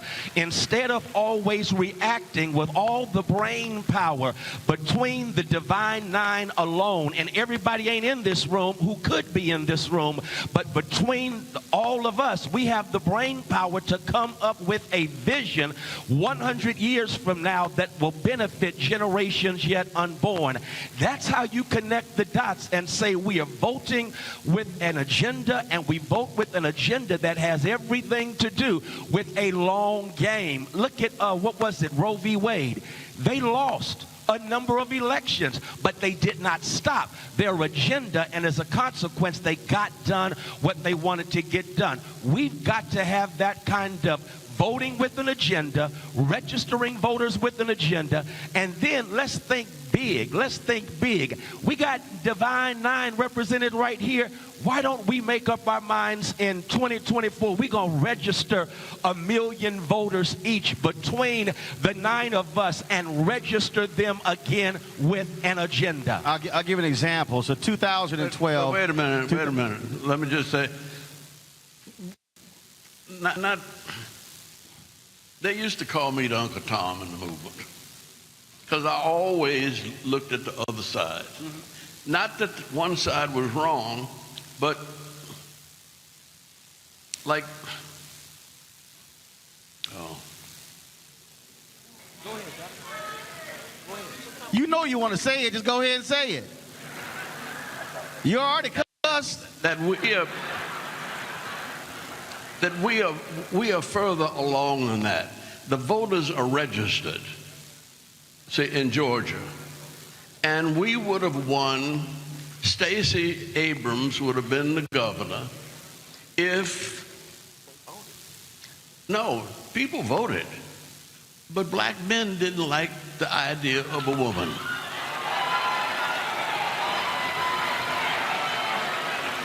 And they would not. Now, we have to face up to that. Yeah, but the other side is that we control the federal politics in Georgia. Georgia is a blue state. Raphael Warnock, who's supposed to be here, is taking care of business in Washington. He's the senator. We got 2 senators, one black and one Jewish. And we're doing okay there, but we're not doing okay in the county. But Ambassador, at the county level and at the state level. The state constitutions, it's the governor of Florida, it's the governor of Texas that is crazy. Right, but in Georgia, and I don't know. It's a kind of a sickness, and let me go ahead and break it down, and y'all forgive me. But it gets back to sex. And these folk are threatened by black manhood. And I mean, we've taken over the basketball games, the football. You know, we're moving in just about every direction. And that's the way it's supposed to be. But a lot of very rich people are getting very insecure about the very progress that we're making. Yeah. So that's why my book is called White Fear, How the Browning of America is Making White Folks Lose Their Minds. That's right. But they don't, I go back to all the way back. There's Arnold Toynbee has 17 volumes of history.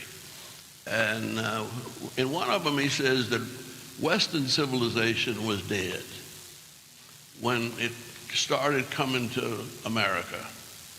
And the only thing that will save Western civilization is the fact that there is new life and new blood.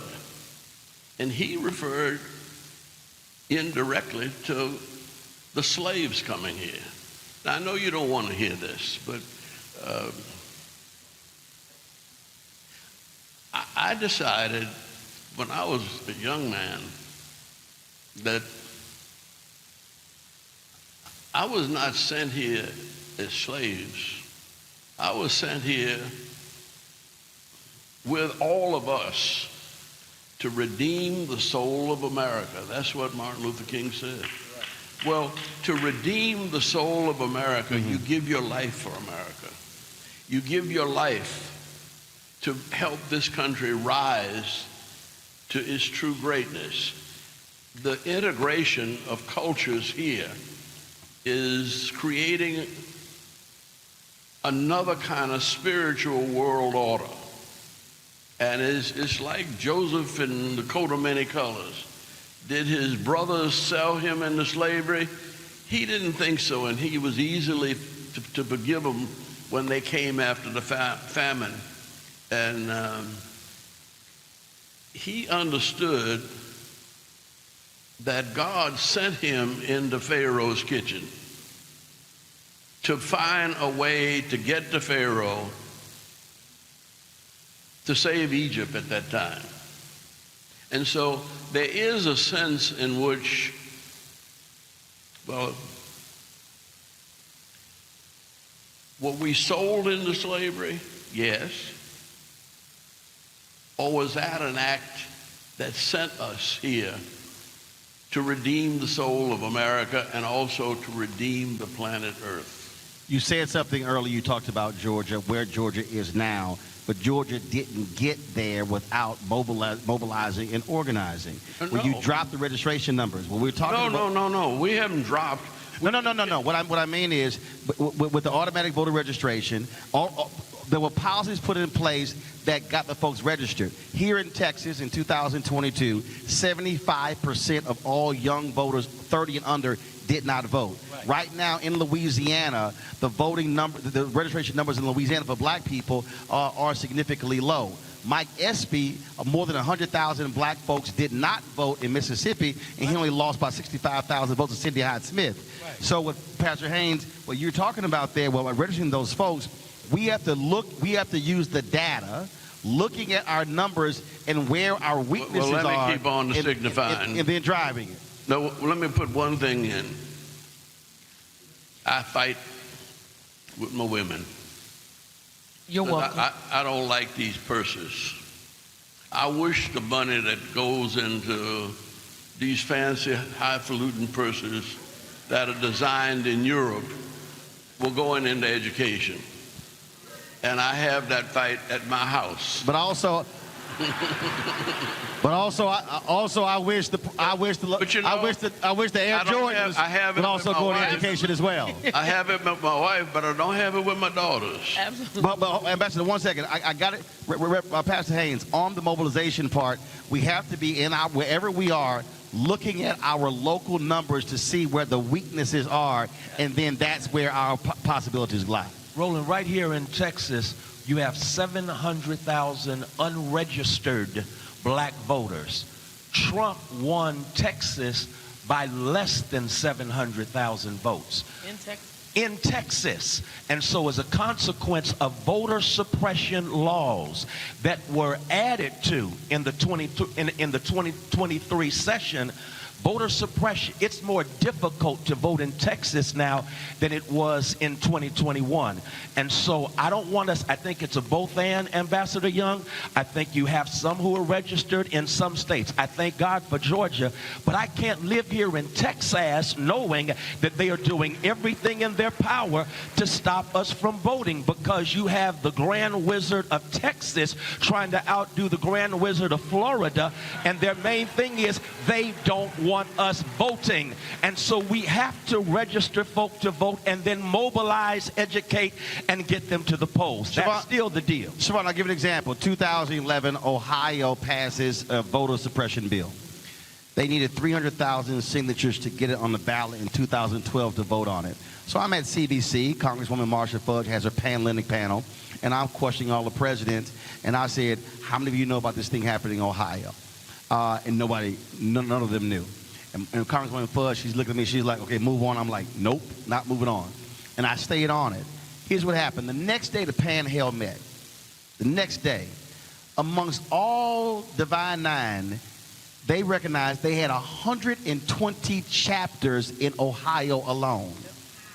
If the Divine Nine said every chapter will get 1,000 signatures for the petition, the Divine Nine alone could have been responsible for 1/3 of all that was needed. So the point I'm making is we keep touting our numbers like a pastor touts his church numbers, but it ain't reflected in tithes and offerings. Well, it depends on the church you go to. There you go.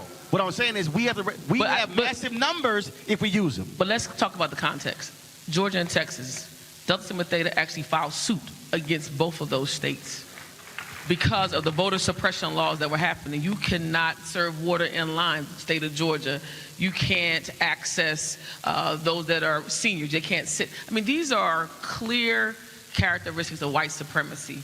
And when you're talking about collective action, I want to tell you this, and this is controversial for some, but white supremacy also lands in our organizations as well. Oh, yeah. But wait a minute. Hold on, let me give finish your context point. to that. I'm coming. Go ahead. Because where white supremacy shows up is in these conversations where we're splitting ourselves based on the collective few instead of a collective we.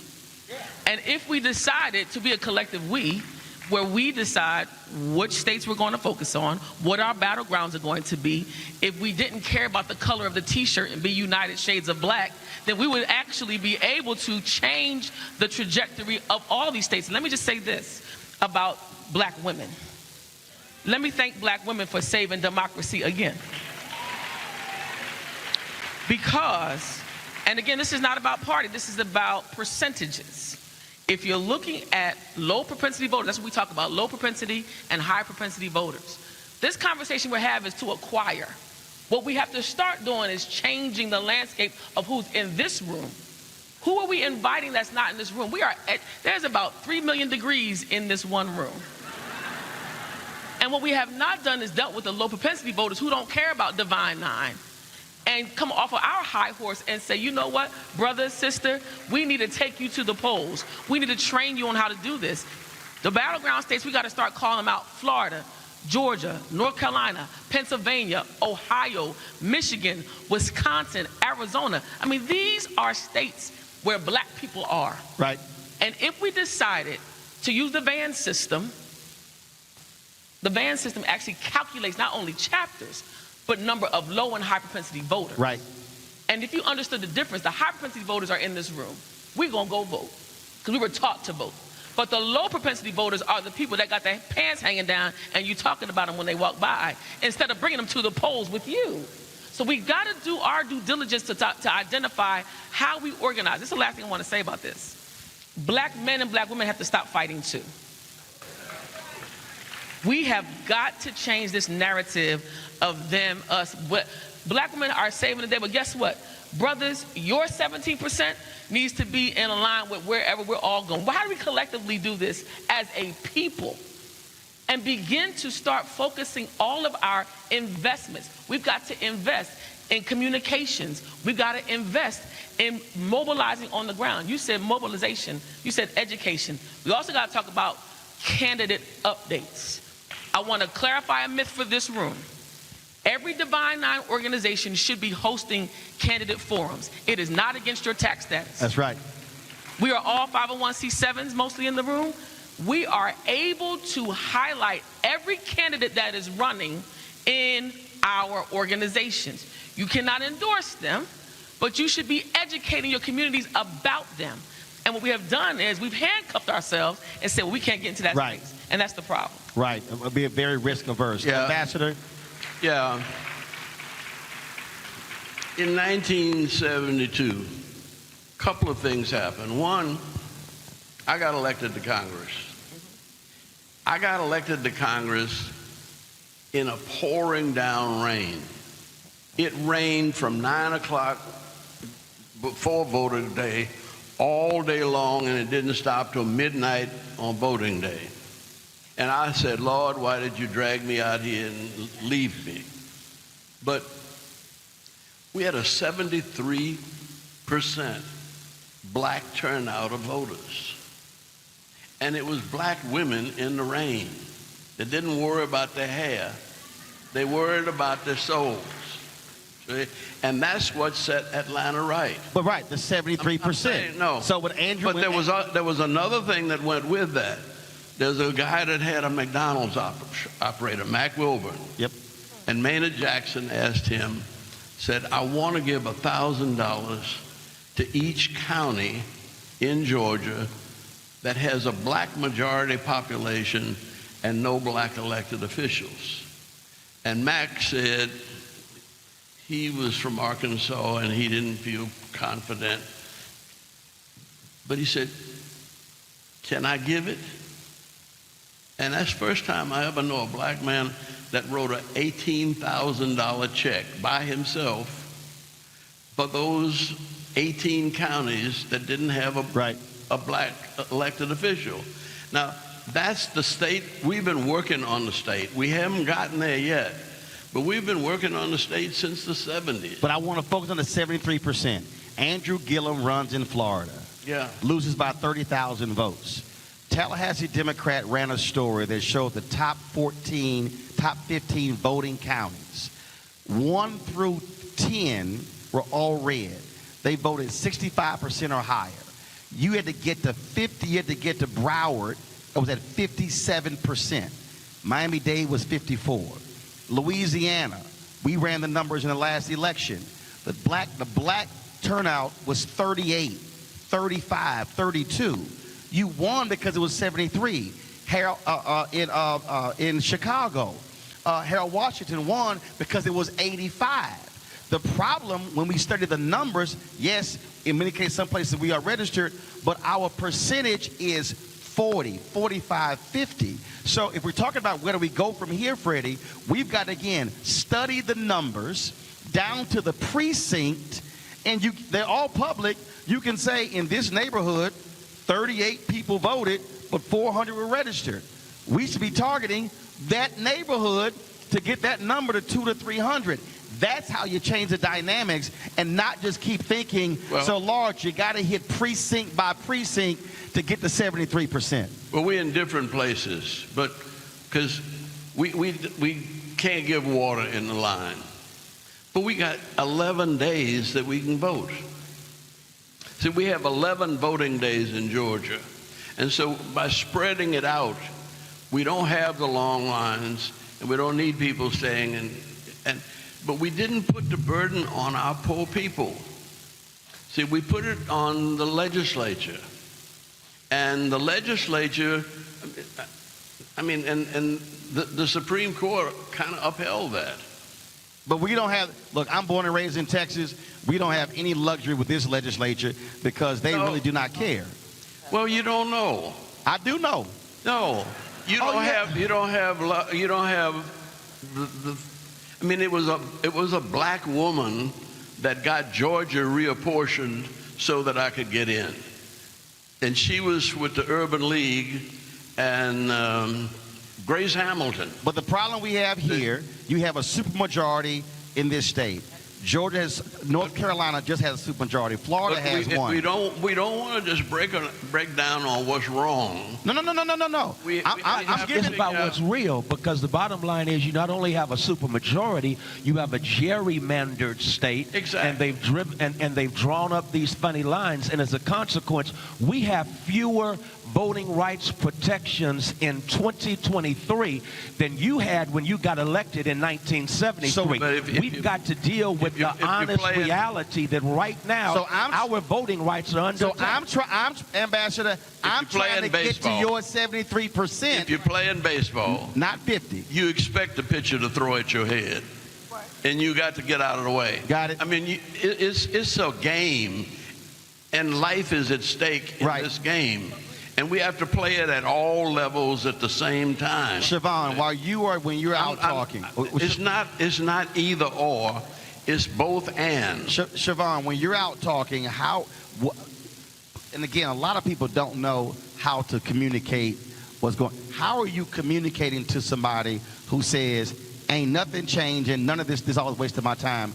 What are you saying to that person? So it depends on what they value, right? The inside-outside game on all of this is about what our voters value. And black people are, looking at the last two Essence polls that came out, particularly black women, black families are interested in key issues: healthcare, criminal justice. So when they talk about George Floyd, people say, you know what, nothing is changing. But what I start talking to them about are specific policies that are aligned for us. I look at that infrastructure bill. Nobody knows what's in the bill. The challenge is, how are we communicating in it? Right. The infrastructure bill actually has the ACP, the Affordable Connectivity Program, that actually has rebate dollars on the ground for states to be able to put free internet in homes. Nobody's talking about it. This actual bill also is putting money in states where black businesses are supposed to get a percentage of all these contracts, but there's no one holding them accountable. So when I start talking about what's available, then people begin to pique their interest. But you have to start dealing with what is value to voters. What do we value? So, because vote, just say go vote. And I want to talk to there's young people See, I tell a person, what are the three things you care about? That's the We value. start there. I don't even go. I say, what are the three things you care about? And we go from there. Absolutely. And the other thing, too, is the generational piece. You got a generational challenge right now. Young people are not having it. Young people are not moved by just a history conversation. Nope. And we've got to be able to say, instead of something's wrong with you, we got to ask ourselves, well, what do we do wrong that they are this way? Well, in fact, what are we creating space for young people to be able to engage? But this is where, and I'm going to go to Pastor Haynes and Ambassador, this is where we also should be talking about black posters. Terrence Woodbury, Cornell Belcher. Terrence Woodbury presented some data to Melanie Campbell's group in Atlanta, where based upon focus groups, and this was one of the interesting things that he said. He said, if you use the phrase voter suppression, he said voters 45 and under automatically think that's civil rights movement. He said, but if you say they're closing our poll locations, he said that identifies with it. Right. He also said in the data, he said, if you look at most politicians, when they come talk to black folks, they talk in terms of poverty dollars, whereas young voters today want to know about what about business creation. And so part of this, and this is where every Divine Night reach out, and I got his number, to Terrence Woodbury and Cornell Belcher, two of the preeminent black posters, Ron Lester, another. They've been doing specific focus groups on black folks to say, this is what you should say. And last point, Freddie, he said, if you, in all their data points, the black voters, if you told those black voters, your vote will make the difference between winning and losing, they voted at a higher rate. Amen. So we have to know the language to be speaking to black folks in 2023 that's not the same as 83, 73, 63. Go ahead. Tell the whole truth. So, and this is a generation that's concerned about the environment. Right now, this planet is on fire, and this generation is growing up wondering, am I going to have a planet to live on? And so to connect voting with the planet and an agenda that reflects that energizes that vote. I got to go back to this, though, Roland, and that is the whole piece around education. I'm talking about public education. I was teaching at Paul Quinn College a few years ago during an election year, and a young cat bragged to me, "I don't vote," and went on to say, "I don't vote because of the Electoral College, which is going to elect the president regardless of what I do." We kept talking. The brother never had civics. The brother never had government. And as long as you have a Republican, right-wing, extreme government controlling education, they want us ignorant. They want to rewrite history so that they don't know, so we don't know what role we played in history. And so it's not even unusual that they're talking about what? We benefited from slavery. No, y'all benefited from slavery. They're talking about we gained skills from slavery. No, we came here with skills. And so we've got to take back our education, and in taking back education, we've got to teach folk how government works, because most of our children now don't understand civics or government, and if you don't understand it, you reach ignorant conclusions based on the lack of education. We're gonna close. I got literally. Let me just say, I got 2 minutes, and we're gonna close with this. And I want you to speak to this. Birmingham changed because James Bevel was teaching the children. Anybody who studies the movement, y'all were teaching in the cities that you were going to. Do you believe that we have to get back to freedom schools and the teaching aspect, not just in the classroom, but externally, to teach our folks about going to the next level? Your thoughts? Oh, yeah, but James Bevel and Bernard Lafayette, John Lewis did their job in 1960. Fisk is supposed to be teaching children now. Fisk is supposed, and Tennessee State is supposed to be teaching teachers in the classroom to get to black history. We don't know. Lift every voice and sing. But Ambassador, here's the problem. There are 107 HBCUs that have 247,000 students. 20% of them are non-black. There are 1. But that's okay. No, Ambassador. No, Ambassador. We are not. There are 1.6 this million. This has never been about black folk. It's been about right versus wrong. Right, but there are 1.6 million black students at PWIs, and so the reality is there are 6 times more black students at PWIs than HBCUs, so we can't just solely think the HBCUs are going to teach them, because we got the 1.6 million at PWIs. But we got 52,000 people in Georgia State University right now because we won a lottery. Yes, and we got here at Texas A&M, my alma mater, they won't even hire a black journalism professor who has the credentials because the governor and the Board of Regents didn't want the sister there because she worked for the New York Times. And so, okay, and we got a black president at Georgia State, and we graduate more black students there on Hope Scholarship than any school in the world. And what I'm saying is what y'all done in Georgia has to be replicated in multiple states so we can get to our goal. But we won't do it complaining about it. We do it by organizing. Yes. And the organizations are right here in the Divine Nine. If you're getting the message from God right now, the world is on fire. And if we're going to save it, it's got to be about seriousness. We had 400,000 volunteers working for nothing with the Olympics. And when we brought the Olympics, we raised $2.5 billion for the Olympics, and black folk got 41% of every dollar spent. See? And it's over a long period of time. Now those folks' children are going to colleges, and they're getting the message from their parents. And so I'm not talking about what's wrong anymore. I'm talking about what's right and how we build on it. So I'm gonna say this here, closes out, because I know Major's cut up another song, and that is this. Our marching orders for me are very simple and pragmatic, and that is when we leave here, we have to operate from a micro and a macro standpoint. Every person leaving here, you go back to your particular city and say, what was the black turnout in my city? Where are our voters? The data is there at the Board of Elections. let's go study the data and then begin to say low propensity, high propensity, and then look at school board elections, city council elections, county elections, state rep, state senate, gubernatorial, then congressional. Because what we saw in the 2022 midterms, Moms for Liberty, right-wing hate group, ran school board races all across the South. They took over. Don't tell us what the enemy's doing. No, Ambassador. Let me tell you. Ambassador, 1 second. When I lost, Ambassador, I have to say this here because here's what happened. They took over 14 of the largest school districts in South Carolina and immediately started firing the black superintendents. And what I'm saying is those were school board races that were 100, 200. We can take over those school boards if we get play. A one inning.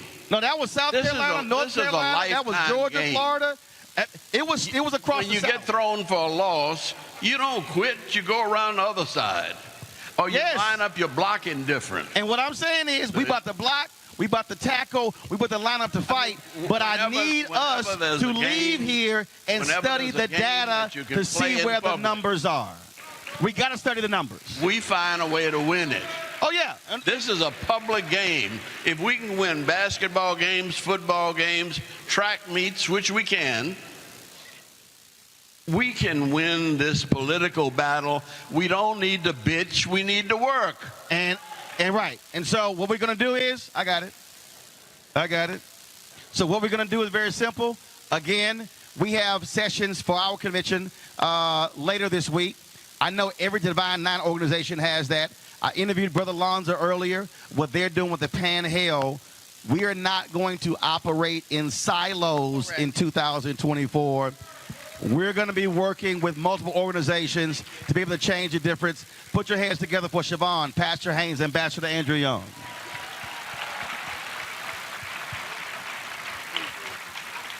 When you talk about blackness and what happens in black culture, we're about covering these things that matter to us, speaking to our issues and concerns. This is a genuine people-powered movement. There's a lot of stuff that we're not getting. You get it, and you spread the word. We wish to plead our own cause.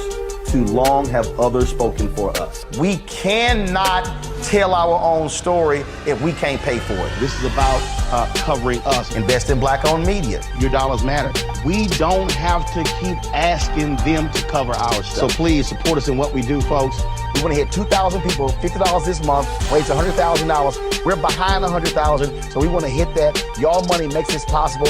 Checks and money orders go to P.O. Box 57196, Washington, D.C. 20037-0196. The Cash App is $RM Unfiltered. PayPal is R Martin Unfiltered.